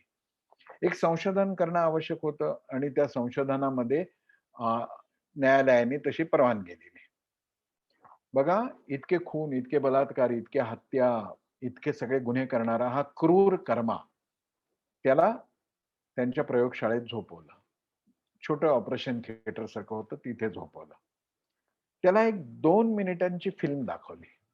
छोटी डॉक्युमेंटरी आणि जगातल्या वेगवेगळ्या जातीच्या विषारी सापांची माहिती त्याला दिली गेली. तऱ्हेचे साप. काही साप असे होते, की ज्यांनी दंश केला, की सगळ्या अंगावर कोड येतं. काही साप असे होते, की 10-15 मिनिट, अर्धा तास तो पेशंट किंवा ज्याला साप चावलाय तो जिवंत राहू शकतो आणि नंतर सगळं अंग काळं-निळं पडून तो मरतो. किंग कोब्रा सारखे काही साप होते. काही साप तरी इतके विषारी होते, की त्याने डंख मारला, दंश केला, चावला रे चावला, की तो आपल्याला चावला आहे म्हणजे पाणी मागायची सुद्धा वेळ तो येऊ देत नव्हता. माणूस मरणारच. अशा सर्व विषारी सापांचा पेक्षा भयंकर विषारी सापाचा त्याला माहिती दिली गेली. म्हणजे हे सगळे साप दाखवलेच त्या 2 मिनिटाच्या फिल्ममध्ये, शॉर्ट फिल्ममध्ये आणि शेवटच्या अर्ध्या मिनिटामध्ये किंवा पाऊण मिनिटामध्ये एक असा जहरी साप दाखवला, की तो हत्तीला जरी चावला, तरी हत्ती काही क्षणात कोसळतो. त्या सापाची सगळी माहिती दिली. तपशील त्यातला मोठा आहे, आपण सोडून देऊ. आणि त्या गुन्हेगाराला सांगितलं, की ही काचेची या काचेच्या बरणीत हा साप आहे, ज्याची तू फिल्म बघतोयस. आता आम्ही तुझे हातपाय बांधू, कारण का तू धडपड करून पळून जाऊ नयेस म्हणून. आणि तुझ्या मानेलाही आम्ही पट्टी बांधू. तुला कोणत्याही प्रकारची हालचाल करता येणार नाही. आणि या बरणीतला साप आम्ही बाहेर काढून तुझ्या पायाला त्याचा दंश करू. कडकडून तो चावेल. आणि तो चावल्यानंतर काय होईल तू त्या फिल्ममध्ये बघितलंच आहे. नुसती कल्पना त्या गुन्हेगाराच्या मनात आली, ज्यांनी इतके खून तो म्हणाला, आता शिक्षा तर झाली, मृत्यूदंड. मृत्यू कसा द्यायचा हे न्यायव्यवस्था ठरवेल. न्यायालयाने परवानगी दिली आहे. आता आपण काही करू शकणार नाही. त्याचे हात बांधले गेले, पाय बांधले गेले. अशी ज्याला नेक कॉलर म्हणतात, तशी ती कॉलर त्याला बसवली गेली आणि त्याला तो बरणीतला साप दाखवला गेला. पूर्ण सुरक्षा घेऊन तो बरणीतला साप काढून त्याच्या पायापाशी नेला. आधी त्याचा थंड स्पर्श घडवला आणि ठासकन त्या सापाने त्याच्या तळपायाला चावा घेतला आणि लगेच बरणीत घालून बरणी बंद करून टाकली. काही क्षण गेले असतील, इतका विषारी साप, की त्या गुन्हेगाराचं सगळं अंग काळं निळं पडलं आणि हातापायाला बांधलेल्या पट्ट्या काढायच्या आधी तो मरण पावला. इथं कथा संपत नाही. कथा इथून सुरू होते. त्या शास्त्रज्ञांनी त्याचं रक्त काढलं आणि त्यांच्या असं लक्षात आलं त्या शास्त्रज्ञांच्या, की अरे हा साप जे विष भिनतं, असंच्या असं विष याच्या सगळ्या शरीरामध्ये भिनलंय. शास्त्रज्ञांना खात्री पटली, की हा साप चावल्यावर किती वेगाने सगळ्या शरीरात डोक्यापासून पायापर्यंत म्हणजे पायापासून डोक्यापर्यंत इथे घडलं होतं. सगळीकडे तेच विष पसरलं होतं. रक्ताचे नमुने घेतले होते, त्यात सगळीकडे तेच विष आलं. आता गंमत अशी झाली मित्रांनो, प्रत्यक्षात त्या गुन्हेगाराला तो साप त्यांनी चावू दिलाच नव्हता. साप नुसता त्याला थंड स्पर्श घडवला आणि त्याच्या पायापाशी नेला आणि दुसऱ्या टोकदार वस्तूंनी फक्त जोरात टोचवलं. साप चावला नाही. पण त्याचं मन एका निराशेमध्ये गेलं, नकारात्मकतेमध्ये गेलं आणि तो मरण पावला. पण यातलं रहस्य आणखीन एक लक्षात घ्या, की जर सापच चावला नाही, हा विषारी साप चावला नाही, तर त्याच्या शरीरामध्ये हे सगळं रक्तातलं विष कसं काय निर्माण झालं? आणि मग इथे शास्त्रज्ञांनी सांगितलं, की साप न चावता तो आपल्याला चावला आहे असं वाटून त्याच्या शरीरातल्या ग्रंथींनी तसं विष निर्माण केलं आणि त्याच्या शरीरात पसरवलं. माय बापानो, भावा बहिणीनो, नीट ही गोष्ट लक्षात ठेवा. साप न चावता आपल्या शरीरातल्या ग्रंथी केवळ नकारात्मकतेच्या अतिरेकानं तसं विष निर्माण करू शकतात. याची दुसरी बाजू काय आहे? याची दुसरी बाजू अशी आहे, की सकारात्मकतेची लस टोचून घेतली असेल, तर आपल्या शरीरातल्या ग्रंथी अमृतही निर्माण करू शकतात. त्या सापाचं थेंबर विषही याच्या अंगात गेलेलं नाही, तर शरीरभर ते विष निर्माण कोणी केलं? जादूटोणा नाही ना, चमत्कार नाही ना, ग्रंथीने निर्माण केला. मग जर विष ग्रंथी निर्माण करू शकतात, अमृत पण निर्माण करू शकतात आणि भयापोटी, निराशेपोटी, नकारात्मकतेपोटी विष निर्माण होतं. सकारात्मकतेपोटी, विश्वासापोटी, आशेपोटी, श्रद्धेपोटी अमृत पण निर्माण होतं. आता हे सगळं मी सांगतो आहे, त्यानंतर एक प्रश्न आपल्या मनामध्ये येतो, आला पाहिजे, की बस कळलं आम्हाला विवेकजी तुम्ही सांगताय ती सकारात्मकता. ही सकारात्मकता निर्माण कशी होईल आपल्या आयुष्यामध्ये? बरोबर प्रश्न आहे. याचं पहिलं सूत्र विसरू नका. सुख आणि दुःख असणार, अडचणी असणार, अडथळे असणार, मान, अपमान सगळं असणार. हे सगळं असंच्या असं आहे, हे पहिल्यांदा स्वीकारलं, की सकारात्मकतेला सुरुवात झाली. म्हणजे काय? आपण मंदिरात जातो किंवा आता श्रावणात घरोघरी आपण सत्यनारायणाची पूजा करतो. सत्यनारायणाच्या प्रसादाला, तीर्थप्रसादाला आपल्याला बोलवलं जातं. आपण जातो आणि सगळेजण तिथे उभे असतात, बसलेले असतात. 5-6 जणांची रांग असते. अ, देवावरती फुलं, हळद-कुंकू वाहतात, तीर्थ घेतात, प्रसाद घेतात द्रोणातला आणि बाहेर येऊन प्रसाद खातात. आपण प्रसाद हातात आल्यावर किंवा तीर्थ हातात आल्यावर ते तीर्थाकडे बघत बसतो का? ह्यात काही आहे का? नसेल ना, ह्यात एखादा माशी तर पडली नसेल ना त्या तांब्यात, त्यातलं तीर्थ मला देतंय. त्या तांब्याला कोणीतरी हात लावला असेल, त्याला काही त्वचारोग तर आपल्या हातात तीर्थ आलं की आपण पिऊन टाकतो. प्रसाद आहे. आपण असं म्हणतो का शिऱ्यात साखरच कमी आहे. माझ्या बाजूच्या माणसाच्या शिऱ्यात कसा काजूचा तुकडा आला, असा माझं नशीबच फुटकं. आपण तसं नाही शिरा करपलाच आहे. शिळ्यात केळच कमी आहे. आपण काही विचार करत नाही. हातामध्ये तो छोटासा द्रोण येतो, शिरा येतो किंवा थेट हातावर येतो. आपण खाऊन टाकतो, हात पुसून टाकतो. काय करतो आपण? हॉटेलमध्ये गेल्यानंतर पदार्थाच्या चवीचं चिकित्सा करतो. हं. एवढे ₹200 घेतले आणि काय चव ना ढव. हं. हॉटेलमधल्या पदार्थाची चिकित्सा होते. पदार्थ हॉटेलातून विकत घेतलेला असो, अगदी पुढे जाऊन घरात एखादा पदार्थ केला, तर त्याची आपण चिरफाड करू शकतो. पण प्रसादाची चिकित्सा करत नाही. कित्येक माझ्यासारख्या कमी बुद्धी असलेल्या भाबड्या, भोळ्या, भावूक, काय-काय म्हटलं, सो कॉल्ड इंटेलेक्चुअल्स, स्वयंघोषित बुद्धिवाद्यांनी, पुरोगाम्यांनी हे सगळे प्रतिगामी आहे. आमच्या आमच्या प्रतिगामीपणावर प्रेम आहे बरं. बघा तुम्ही, प्रसादाची चिकित्सा नाही करत.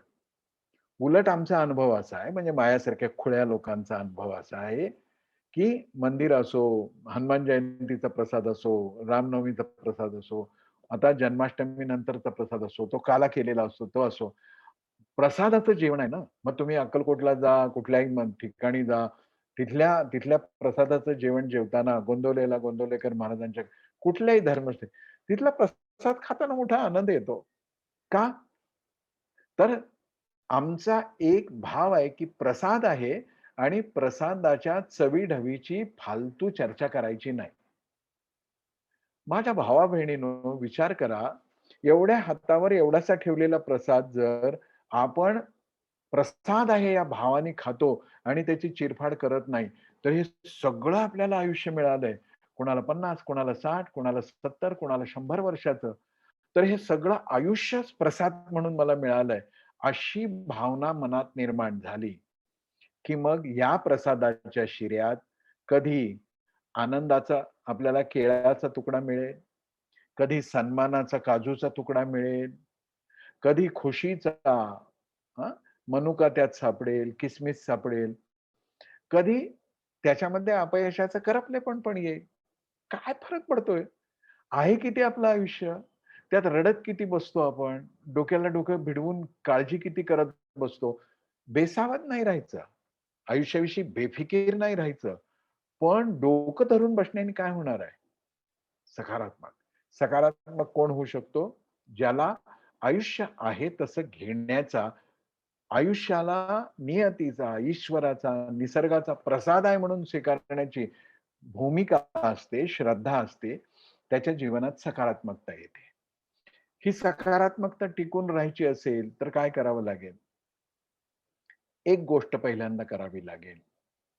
ती म्हणजे मला प्रत्येक क्षण जगता आला पाहिजे. बघा, प्रत्येक क्षण जगता आला पाहिजे. मी असं म्हणत नाहीये, प्रत्येक क्षण खुशीत जगता आला पाहिजे. आनंदच मिळाला असं नाही होत. पुन्हा सांगतो. छान आपण एखादी मालिका पाहत असतो. सीरियल, नाटक बघत असतो. एखादा सिनेमा बघत असतो. आपल्याला माहिती आहे ना, हे समोर दिसतंय ते सगळं खोटं आहे. तोंडाला रंगरंगोटी लावलेली आहे, आधी लिहिलेलं आहे. काय घडायचं आहे ते सगळं आधी ठरलेलं आहे. सगळं आपल्या समोर आहे ते खोटं आहे. माहिती असतं ना? तरीही एखाद्या प्रसंगामध्ये असा काही आपल्या मनाला पीळ पडतो आणि आपण रडतो. आपल्याला रडू येतं, दुःख होतं. होतं की नाही? खोटं आहे हे माहिती आहे, हे विसरलेलो नाही. तरी ते आपल्याला रडू येतं. आलं म्हणजे आपलं नुकसान होतं का? नाही होत. शरीरशास्त्र पण सांगतं, मानसशास्त्र पण सांगतं, की असं जेव्हा दुसऱ्याला रडू येतं, तेव्हा त्या रडू येण्याने आपलं मन हलकं होतं. म्हणजे रडायचे क्षण आयुष्यामध्ये येणारच आहेत. हसण्याचे क्षणही येणार आहेत. असा हसण्याचा, रडण्याचा सिलसिला आपल्या आयुष्यामध्ये चालू आहे. मग जेव्हा रडायचा प्रसंग असेल ना, तेव्हा मस्त रडून घ्यावं. आज मी तुम्हाला एक प्रश्न विचारतो. खरं-खरं उत्तर द्यायचं आहे. लबाडी नाही करायचा, चीटिंग नाही करायचं, कॉपी नाही करायचं. प्रश्न विचारतो. तुमच्या माझ्या आयुष्यामध्ये खूप पैसे मिळवले आपण, नावलौकिक मिळवलं, इमले उभे केले, गाड्या, घोडे सगळं आहे. पण ज्याच्या खांद्यावर डोकं ठेवून मोकळेपणाने रडावं, असा एखादा मित्र, असा एखादा आप्त आपल्या जीवनात आहे का? असेल तर हो म्हणा, नसेल तर नका म्हणू. मग तुमच्या लक्षात येईल मी काय म्हणतोय, की रडणं सुद्धा आवश्यकता आहे. रडणं, रडू येणं, वाईट वाटणं, दुःख होणं. अहो कुणाची कोण पोरगी, ती सासरी निघाली तर तिच्या आई-बापाच्या डोळ्यातलं पाणी बघून आपले डोळे ओले होतात की नाही? व्हायला पाहिजे, माणूस आहोत आपण. तिचं काही नातं होतं नाही आपलं. ती काही आपल्या बिरादरीतली नाही. पण ती निघाली, तर बस स्टँडवर, रेल्वे स्टेशनवर तिचे आई-बाप तिला निरोप द्यायला येतात. तेव्हा सगळेच रडत असतात. आपल्याला ते बघून रडू येतं की नाही? रडा. मानसशास्त्र असं म्हणतं, की आयुष्य यशस्वी करायचं आणि सकारात्मक व्हायचं म्हणजे रडायचा प्रसंग असेल, तेव्हा रडला पाहिजे. हसायचा प्रसंग असेल, तर हसलं पाहिजे. आता माझ्या प्रश्नाचं उत्तर द्या. ज्याच्या खांद्यावर डोकं ठेवावं आणि रडावं. असं कोण आहे का हो आपल्याजवळ? काय आग लावायची पैशाला? या उंच इमारतीनं काय करायचंय? कोरोनाने आपल्याला सांगितलं ना, की "बेट्या हे काही येत नाही रे तुझ्याबरोबर. तू जमाव माया." तुझ्या गाड्या, घोडे सगळे इकडे पडून राहतात. जरा ताप येऊ दे, खोकला येऊ दे, आडवा होशील, सगळं सोडून जाशील. कोरोना तर दूर, आता अफगाणमध्ये काय चाललंय? सगळी घरं, दारं, उद्योग, व्यापार, बँकेतले पैसे सगळं सोडून पळून यावं लागलं लोकांना. येतायत लोकं. एकाच धर्माचे आहेत, तरी एकमेकाचं रक्त प्यायला टपलेले आहेत. दुःखाचा भाग असा आहे, की अशा पळायच्या क्षणी माणसं आपली बायका पोरं बरोबर आहेत की नाही ह्याचाही अनेकदा विचार करत नाही. बघा, कोरोना असो किंवा अफगाणमधल्या तालिबानांचं तांडव असो, हे सगळं इथे सोडायचं आहे. हे सगळं इथे पाठीमागेच राहणार आहे. आपण जसे आलो तसे जाणार आहोत. खरं आहे की नाही? मग हे मिळवायचं नाही का? हे मिळवायचं आहे. जोडून याधान उत्तम व्यवहारे. सन्मार्गाने हे सगळं मिळवायचं आहे. पण आहे आणि यार ज्याच्या खांद्यावर डोकं ठेवून रडावं, असा दोस्त नाही, असं कोणी जवळचा नाही, असं कोणी आप्त नाही. पाश्चात्य जगात तर रडणं दुबळेपणाचं समजत होते. आता त्यांनाही कळालं, की अ, रडू आलंच पाहिजे ना.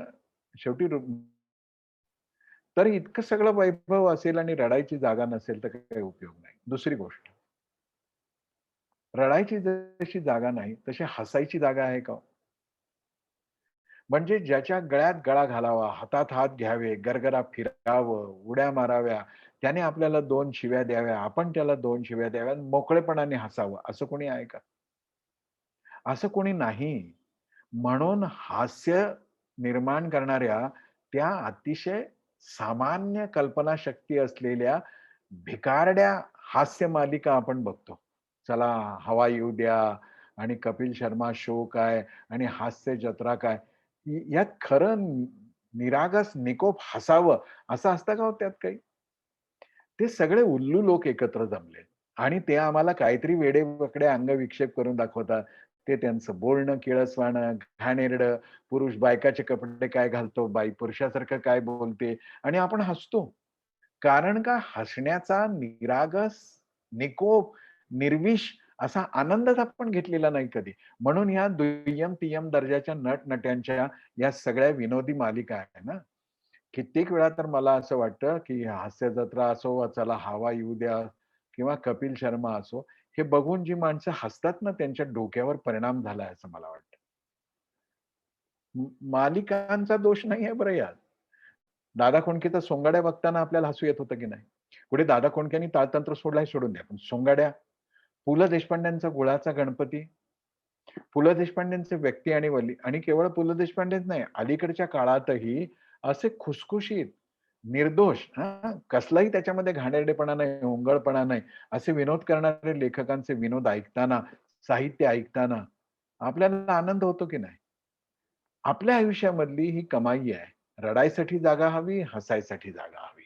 आणि ती नसेल तर बाकी आपण जगातलं सगळं कमावलं तर काही उपयोग नाही. असं ज्याला रडायच्या जागी रडता येतं, हसायच्या जागी हसता येतं, गंभीर व्हायच्या जागी गंभीर होता येतं, मनमोकळं जिथे व्हायचं लोकं ग्राउंडवर जायला गेले आणि गंभीर चेहरा करून बसले, तर काय उपयोग आहे? आणि अभ्यासाच्या वेळेला उड्या मारायला लागले, तर काय उपयोग आहे? हे आयुष्याचं संतुलन सकारात्मकतेने येतं. मग इथं रडणं सुद्धा आपल्याला आनंद देतं, हसणं तर आनंद देतच देतं. सर्व गोष्टीतून आनंद घ्यायचा ह्याला म्हणायचं प्रत्येक क्षण जगायचं. एक प्रश्न तर मी तुम्हाला विचारला, रडायची जागा आहे का? हसायची जागा आहे का? तसे मी तुम्हाला काही प्रश्न विचारतो. कोरोनाने आपल्याला काही काळ घरात डांबून ठेवलं होतं. तुमच्या घरामध्ये तुमचा मुलगा-मुलगी लहान असतील, नातवंड असतील. कोरोना असो नसो रोज आपण सगळे रात्री घरात असतो, झोपतो, अंथरुणं वगैरे घातली जातात. आजकाल तर ते सतरंजा, अंथरुण घालणं हा प्रत्येकाला झोपायसाठी स्वतंत्र खोली, स्वतंत्र बेड, स्वतंत्र पिलो, है ना? मला असं वाटतं की इतक्या सुविधा आहेत ना, या आयुष्याचा गंमत घालवतात हो. पण असो, कधीतरी आपला मुलगा-मुलगी जी शाळकरी आहेत, नातवंड आहेत. उशांची फेकाफेकी कधी केली का हो? टक्क्या घेतलाय, उशा घेतल्या, पांघरुणं घेतलंय, एकमेकांवर फेकताय.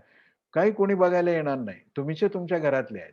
तुमची नातवंड आहेत, तुम्ही आजी-आजोबा आहेत, तुमचा मुलगा आहे, सून आहे, सगळे आहेत आणि मस्ती करताय. असं कधी केलं? कुणाच्या बापांनी मना केली हो? कशाला लागतात पैसे?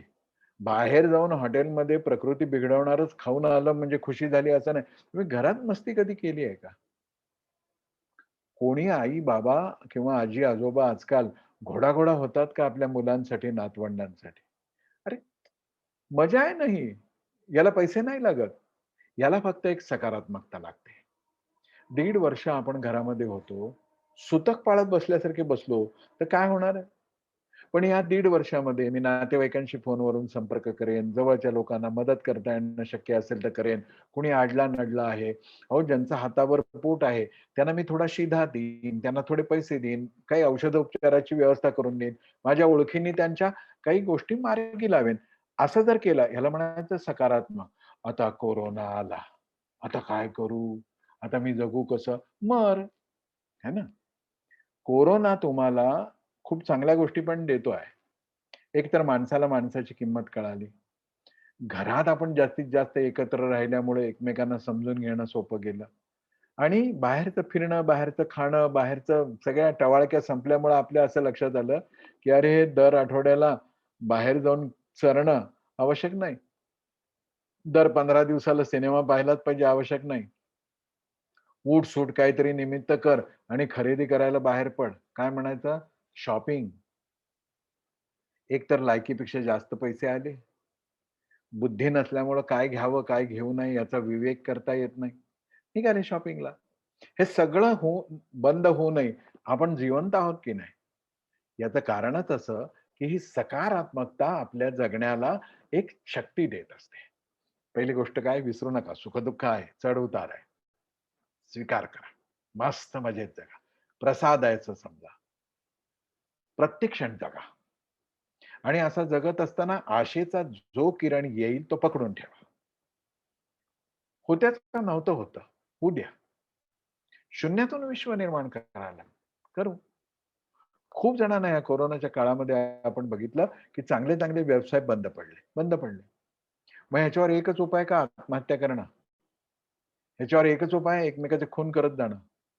याच्यावर एकच मग आपल्या आयुष्यामध्ये आनंद निर्माण करणाऱ्या, सुख निर्माण करणाऱ्या, समाधान निर्माण करणाऱ्या गोष्टी कोणत्या आहेत? किती निर्लज्ज लोक आहोत आपण. अनेकदा मला असं वाटतं, निर्बंध शिथिल झाले आणि पहिल्यांदा थोडीशी ढील दिली गेली, तर या समाजातले बेशरम लोक दारूच्या दुकानासमोर रांगा लावून उभे राहिले. त्यांना असं वाटलं नाही, की थोडी ढील मिळालीच आहे, तर 2 गल्ल्या पलीकडे माझे नातेवाईक राहतात, वयस्क आहेत. त्यांच्या घरी 2 मिनिटं ते पट्टी-बिट्टी लावून जावं, सॅनिटाईज करून जावं, दुरून बोलावं, पण त्यांच्या घरी जाऊन यावं. गरजेच्या वस्तू आणायच्या. गरजेच्या वस्तू म्हणजे का? भाजी. आयुष्यात कधी भाजी न खाल्ल्यासारखे शिकलेले लोक त्या भाजी बाजारामध्ये तमाशा करत होते. आमच्या आयुष्याचं आम्हाला मोल कळलं नाही. काही लागत नाही हो. कोंड्याचा मांडा करून जगलेल्या, आनंदाने जगलेल्या, यशस्वी झालेल्या पूर्वजांचे उत्तराधिकारी आहोत आपण. सकारात्मकतेने हे सगळं करता येतं. प्रत्येक क्षण जगणं, आनंदाने जगणं, दुःखाच्या वेळी रडणं, सुखाच्या वेळी हसणं, हे सगळं करणं. यालाच काय म्हणतात? वर्तमानामध्ये जगता आलं पाहिजे. आपण काय करतो माहिती आहे? अरे यार! तेव्हा मी हे जर केलं असतं, तर आज माझ्या वाट्याला हे आलं नसतं. झालं ना, भूतकाळातली गोष्ट आहे ती. आता तू काय, तुझे सगळे पितर जरी आले, तरी भूतकाळ बदलू शकतात का? नाही ना. पूर्वीचा भूतकाळ सोडून द्या हो. कालची गोष्ट आपण बदलू शकतो का? आज सकाळी घडलेली गोष्ट बदलू शकतो का? नाही बदलू शकत. म्हणजे गेलं ना गंगेला मिळालं. आपले पूर्वज इतके शहाणे होते ना, कशा म्हणी होत्या, कशा वाक्प्रचार होत्या. म्हणी आणि वाक्प्रचार. मराठीच्या शिक्षकाला आणि प्राध्यापकाला तरी हे माहीत आहे की नाही कोणास ठाऊक. मातृभाषेचा अभिमान. है ना? काय बाया वर करून मुठी पिळून भाषणं करायला आम्ही तयार. लबाड आहोत आम्ही लोकं. हल्ली तर वर्तमानपत्राचे अग्रलेख वाचताना मला असं वाटतं, की हे संपादक लोक आहे की निरक्षर लोक आहे यांना भाषेचं सौंदर्य कळत नाही, विचाराची तेजस्विता कळत नाही, शब्दांचा जो गंध असतो तो कळत नाही. एक अग्रलेख दाखवा बरं मला, ज्यात म्हण आहे, वाक्प्रचार आहे, ज्याच्यामध्ये सुंदर वाक्यरचना आहे. अरे सरकारी पत्रक काढल्यासारखे अग्रलेख. काय? म्हणजे जे लोक भाषेचे खरे पुरस्कर्ते आणि रक्षक आहेत, त्या संपादकांमध्ये निरक्षरता आहे. मराठीसारख्या भाषेचे प्राध्यापक, शिक्षक, वाक्प्रचार आणि म्हणी ह्या सगळ्यांना गमावून बसले. कसं आपलं आयुष्य जगायचं? पूर्वीच्या लोकांनी आपल्याला हे दिलं सगळं. म्हणाले की अरे बोलता-बोलता आपली आजी-पणजी काय म्हणायची माहिती आहे का? काय समजा यंदा चांगलं पीक आलं होतं. आणि अचानक अवकाळी पाऊस आला आणि ती काय ज्वारी काळी पडली म्हणा, द्राक्ष धरत होती त्याच्यावरती थोडासा काय आणखीन दुष्परिणाम झाला. आपण आपल्याला वाईट तर वाटायचं. कष्ट केले, इमानदारीने कष्ट केले. आपल्या घरातले वडीलधारे माणसं काय म्हणतात, "झालं गेलं गंगेला मिळालं." बघा, झालं गेलं गंगेला मिळालं. आता गंगेला वगैरे काही नाही मिळू देत आपण. आपण लगेच त्याचं डोकं धरून भूतकाळ कोणाच्याही बापाला बदलता येत नाही. हे तर उघड आहे. यात समजण्याला काही कठीण नाही ना. मग भूतकाळ बदलता येत नाही तर त्याचं सूतक कशासाठी पाळतो आपण? नाहीतर दुसरी चिंता, काय होईल बरं? मग त्या पोरांचं काय होईल? मग पुढे काय होईल? मग त्यांचं काय होईल? भविष्य तुला ठरवता येणार आहे. तुला माहिती होतं 3 वर्षापूर्वी कोरोना नावाचा तुझा एक चुलता येणार आहे आणि तुझ्या छाताडावर बसणार आहे? नव्हता ना. आला. जगलास ना तू. हिमतीने उभं राहिला ना. कमी अधिक झालं. जे होतं ते मिळालं, नव्हतं ते गेलं. आता आपले पूर्वज काय म्हणायचे, आपले आजी, पणजी काय म्हणायचे माहितीये का? "अरे सोड, पदरी पडलं, पवित्र झालं." आता हे सगळं शहाणपण ज्याला मिळत होतं सहज, ती माय चुलीवर भाकर करता हे बोलायची आणि ते आपल्या रक्तात जायचं. भाकर खाता त्याचं अन्नाचं मन बनायचं. जैसा अन्न वैसा मन आणि त्यातून आपल्या जीवनात एक सकारात्मकता येत होती. सटवाईचा लेख म्हणायचे. आमचे पूर्वज काही वेडे होते का? हे सगळं म्हणण्यामागे काय होतं, होणारे न चुके जरी ब्रह्मात आडवा. अरे बाबा, हे सगळं घडणार आहे. प्रत्येकाच्या आयुष्यात घडत असतं. तुझ्याही घडलं. याने काय घडलं म्हटलं? तू सकारात्मक हो. पहिला नियम काय सांगितला मी? भूतकाळाचा विचार करू नका. भविष्याची काळजी करू नका. भविष्य आपल्या हातात नाही, भूतकाळ आपल्या हातातून सुटून गेला आहे. आपल्या हातात काय आहे? वर्तमान काळ आहे. मी आत्ताचा क्षण कसं करणार? म्हणजे भाषण ऐकतोय. हं. स्वतःच्या मोबाईलवर, लॅपटॉपवर, कॉम्प्युटरवर, काय टीव्हीवर ऐकतोय. आणि आता विचार करतोय उद्या सकाळी नाशिकला जायचं का नाही जायचं? जरा फोन करून विचार. अरे उद्या सकाळ आज रात्री तू जगणार आहे का मरणार आहे बाबा? आज रात्री तुला कोरोना होणार आहे का नाही होणार? हो नका न होऊ द्या. पण कशासाठी उद्याचा विचार? आता भाषण ऐकतोय ना, भाषण कर. भाषण ऐक. भाषण झाल्यानंतर उद्याचं ठरवायचं ना ठरव. आणि हे सगळं सकारात्मक होणं याचा अर्थच आहे आयुष्य प्रसाद म्हणून स्वीकारणं. कितीही अडचणीत आशा जिवंत ठेवणं, भूतकाळाचा विचार न करणं, प्रत्येक क्षण आनंदाने जगणं, भविष्यकाळाची व्यवस्था करणं, पण चिंता न करणं. मी लंडनमध्ये तिथल्या मेट्रोवर एक फार चांगली जाहिरात आपल्याकडे जसं रेल्वे लोकलमध्ये छोटे-छोटे जाहिराती लावलेल्या असतात. त्याच्यात एक फार सुंदर जाहिरात होती. कुठल्या वर्गाची होती, कशाची होती मला आता आठवत नाही. पण त्याच्यातलं वाक्य मला आठवतं. "You can't predict your future, but you can prepare for it." तुम्ही तुमच्या भविष्याचं भाकीत करू शकत नाही, पण भविष्यासाठी सिद्ध होऊ शकता की नाही? मग भविष्यासाठी सिद्ध होण्याची पहिली गोष्ट काय आहे? माझा उद्या जर मला चांगला व्हायचा असेल, तर पहिल्यांदा माझी बुद्धी, माझं मन आणि माझं शरीर मला निरोगी ठेवले पाहिजे. We are preparing for future. मग मी निरोगी असलं पाहिजे, तर मी व्यायाम केला पाहिजे. माझं शरीर तंदुरुस्त असेल, मला चांगल्या सवयी पाहिजेत. चांगलं खाणं, चांगलं पिणं ह्या गोष्टी पाहिजेत. माझं मन चांगलं व्हायचं असेल, तर मला छंद पाहिजे. मला गाणं आवडलं पाहिजे, मला विनोद कळाले पाहिजेत, मला सुंदर साहित्य वाचता आलं पाहिजे. हे सगळं माझ्या जीवनामध्ये मला करता आलं पाहिजे. मन चांगलं राहण्यासाठी अभ्यास केला पाहिजे, ध्यानधारणा केली पाहिजे. बुद्धी चांगली व्हायचं असेल, तर नव्या-नव्या गोष्टी समजून घेतल्या पाहिजेत. हे सगळं मला ही भविष्याची तयारी आहे. I am preparing for future. पण मी आय कान्ट प्रिडिक्ट उद्या होईलच असं नाही. माझं शरीर चांगलं आहे, मन चांगलं आहे, बुद्धी चांगलं आहे आणि रस्त्याने जाताना पाठीमागून येणाऱ्या ट्रकने मला धडक दिली. मी काय करू शकतो? जे होणार आहे ते होणार आहे. पण मी मला त्या भविष्यासाठी सिद्ध करेन तर हे करेन. लोकांना काय वाटतं पैसा जमवून ठेवला म्हणजे होणार आहे. काय झालं पैशाने कोरोनात? काही होत नाही. आपल्याला सकारात्मक व्हायचं. यासाठी स्वतःवरती विश्वास पाहिजे, जीवनावरती श्रद्धा पाहिजे. आणि ही सगळी सकारात्मकता कोणाच्या आयुष्यामध्ये स्थिर राहते? ज्याचं चारित्र्य शुद्ध आहे. मी व्यसनी आहे. मी लोकांना फसवतोय, मी लोकांशी खोटं वागतो आहे आणि माझ्या जीवनात सकारात्मकता येईल. बाप जन्मामध्ये शक्य नाही. माझं जगणं शुद्ध असलं पाहिजे. मी कोणाला फसवणार नाही, मी कोणाचं शोषण करणार नाही, मी कोणाला दुःख देणार नाही. हां, कळत नकळत माझ्या हातून काही घडलं, मी मोकळेपणाने जाऊन क्षमा मागेन. मी मनात आढी ठेवणार नाही. मी कोणाचं नुकसान होईल असं ज्याचं चारित्र्य शुद्ध आहे, त्याच्यामध्ये जीवनाच्या आशेचा किरण ताजा टवटवीत असतो. तो शरीर निरोगी ठेवतो, मन मोकळं ठेवतो, बुद्धी चाणाक्ष ठेवतो. तो सगळं जगण्यातला प्रत्येक क्षण म्हणजे वर्तमानात जगतो, भूतकाळाचा विचार करत नाही, भविष्याची काळजी करत नाही. काळजी घेतो.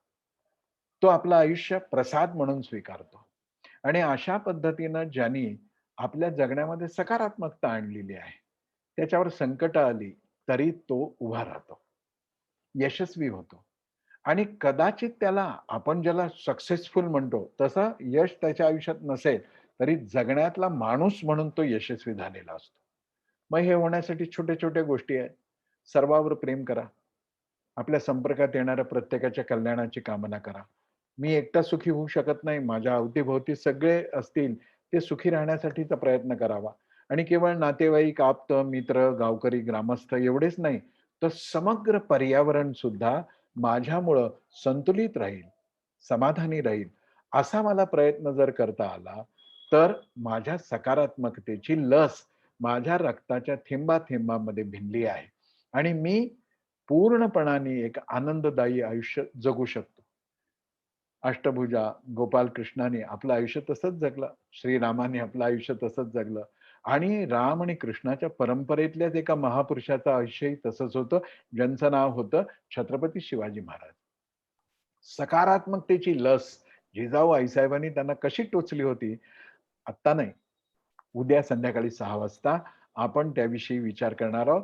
पण मी पुन्हा एकदा संयोजकांचे तुम्हा सगळ्या आभासी व्यासपीठाच्या माध्यमातून जोडलेल्या श्रोत्या बंधू भगिनींचा मनापासून आभार व्यक्त करतो आणि संकल्प करूया आपण श्रीकृष्णाच्या समोर की आम्ही आयुष्य प्रसाद म्हणून स्वीकारू. प्रत्येक क्षण जसा जगायचा तसा जगू. आशा कधी सुटू देणार नाही. आनंदाने जगत असताना आनंदाचे डोही आनंद तरंग हा अनुभव घेऊ आणि एक वाक्य मनाशी कायम ठेवू की इथं मी जन्माला आलोय, अवघाची संसार सुखाचा करीन, आनंदे भरीन तिन्ही लोक. असं तिन्ही लोक आनंदाने भरण्यासाठी भगवान श्रीकृष्णाने आपल्याला बुद्धी द्यावी, भारत मातेने आपल्याला बुद्धी द्यावी आणि वडीलधाऱ्यांनी आपल्याला आशीर्वाद द्यावेत, अशी कामना करून आजचं हे पुष्प तुमच्या श्रोत्यांच्या हाती देतो आणि हळूच तुमच्या दंडामध्ये एक छोटीशी लस टोचून माझ्या वाणीला विराम देतो. वंदे मातरम.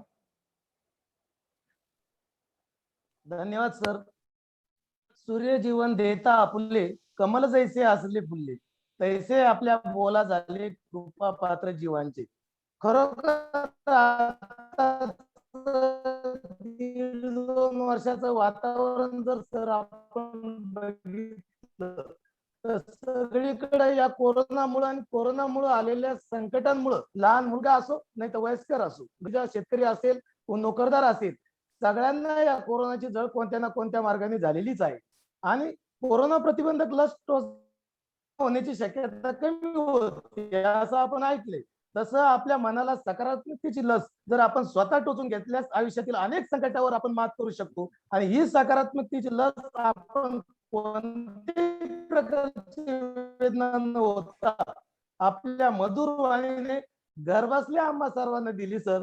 खरं म्हटलं तर 2 लसी दिल्या होत्या. त्यातली पहिला विषय होता आजच्या जीवनातील अध्यात्म आणि दुसरा विषय होता घर माणूस घडवणारे विद्यापीठ. तर आजही 2 वर्षानंतर सुद्धा आपले ते मधुबोल आमच्या कानामध्ये अजूनही घुमतायत की आपण ज्या पद्धतीने या 2 विषयांची मांडणी केली, आजही आमच्या तरुणांमध्ये या दोन्ही विषयांवर विचार मंथन होतं आणि आजही त्या लसीची तीव्रता तेवढीच आमच्या मनामध्ये टिकून आहे. आणि आज आपण आम्हाला जी सकारात्मकतेची लस दिली की आपल्या कोरोनाच्या लसीला तरी मुदत आहे. त्यांना सांगितलंय 6 महिने 12 महिने काहीतरी त्याची मुदत असेल, त्याचा प्रतिबंध होण्याची असेल. पण आपण जी आज आम्हाला सकारात्मकतेची लस दिलेली आहे ती आम्हाला आयुष्यभर पुरल्याशिवाय राहणार नाही अशी मला खात्री आहे. आपण एक मधुबोल अशा प्रकारचं आज व्याख्यान दिलं.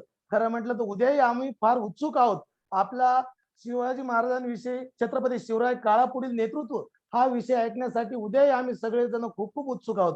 पण आजच्या पुष्पापुरतं मी आपलं एकनाथ भाऊ देवस्थान गोपाळकृष्ण देवस्थान ट्रस्ट तसेच कर्मयोगी एकनाथ भाऊ जाधव फाउंडेशन व मोहाडी ग्रामस्थांच्या वतीने आपलं खूप खूप अशा प्रकारचं हार्दिक आभार व्यक्त करतो.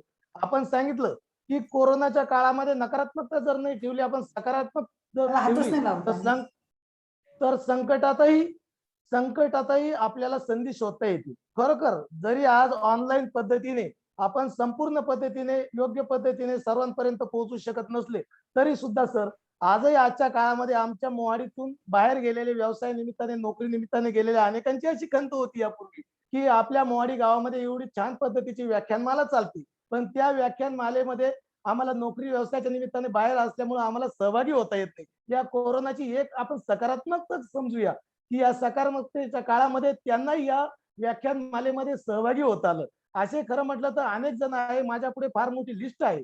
त्यामध्ये आदिवासी विभागाचे अतिरिक्त आयुक्त संदीप गोलाईत सर, पुण्याहून श्रीकांत धर्माळे, ऍडव्होकेट समीर शिंदे, प्राध्यापक डॉक्टर अनिल पाटील हे जवाहरून आपल्याशी जॉईन झालेली, प्राध्यापक ज्ञानेश्वर जाधव, मुख्याध्यापक प्रकाश गोसावी, प्राध्यापक डॉक्टर प्रेमजी परमार, प्राध्यापक सुनील धोंगडे, प्राध्यापक व्यंकट कांबळे, डॉक्टर चंद्रकांत पाटील, विलास अण्णा पाटील, मनोज देशमुख, राजेंद्र कळमकर, सोमनाथ कळमकर, जितेंद्र जाधव, सूरज सोमवंशी, सुरेश मोरे असे अनेक जण, ही यादी फार मोठी, असे अनेक जण आजच्या या ऑनलाईन व्याख्यानासाठी उपस्थित झाले. त्यांचंही मी आयोजकांच्या वतीने हार्दिक अशा प्रकारचे आभार व्यक्त करतो.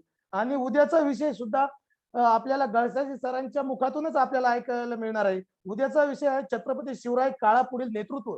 उद्या आपल्या व्याख्यानमालेचा समारोप आहे. मी आयोजकांच्या वतीने आपल्या सर्वांना विनंती करतो की आपण सर्वजण तर या व्याख्यानमालेमध्ये सहभागी व्हाच, आपल्या सर्व कुटुंबाला सहभागी करा व आपल्या मित्रमंडळीला सुद्धा ही लिंक पाठवून जास्तीत जास्त मोठ्या संख्येने आपण या संधीचं सोनं करूया अशी आयोजकांच्या वतीने आपल्याला विनंती करतो. तसेच आजच्या या व्याख्यानाच्या या पुष्पाचं प्रास्ताविक ज्यांनी केलं आमचे मार्गदर्शक, आमच्या फाउंडेशनचे अध्यक्ष प्राचार्य डॉक्टर विलास देशमुख सर यांचं, तसंच सूत्रसंचालन करणारे आमचे मित्र डॉक्टर प्राध्यापक धनंजय देशमुख सर यांचंही मी या निमित्ताने खूप आभार व्यक्त करतो. व आजचं हे पुष्प भगवान श्रीकृष्णाच्या ज्ञानरूपी पुष्पमालेमध्ये अर्पण झालं असं जाहीर करतो. खूप खूप धन्यवाद.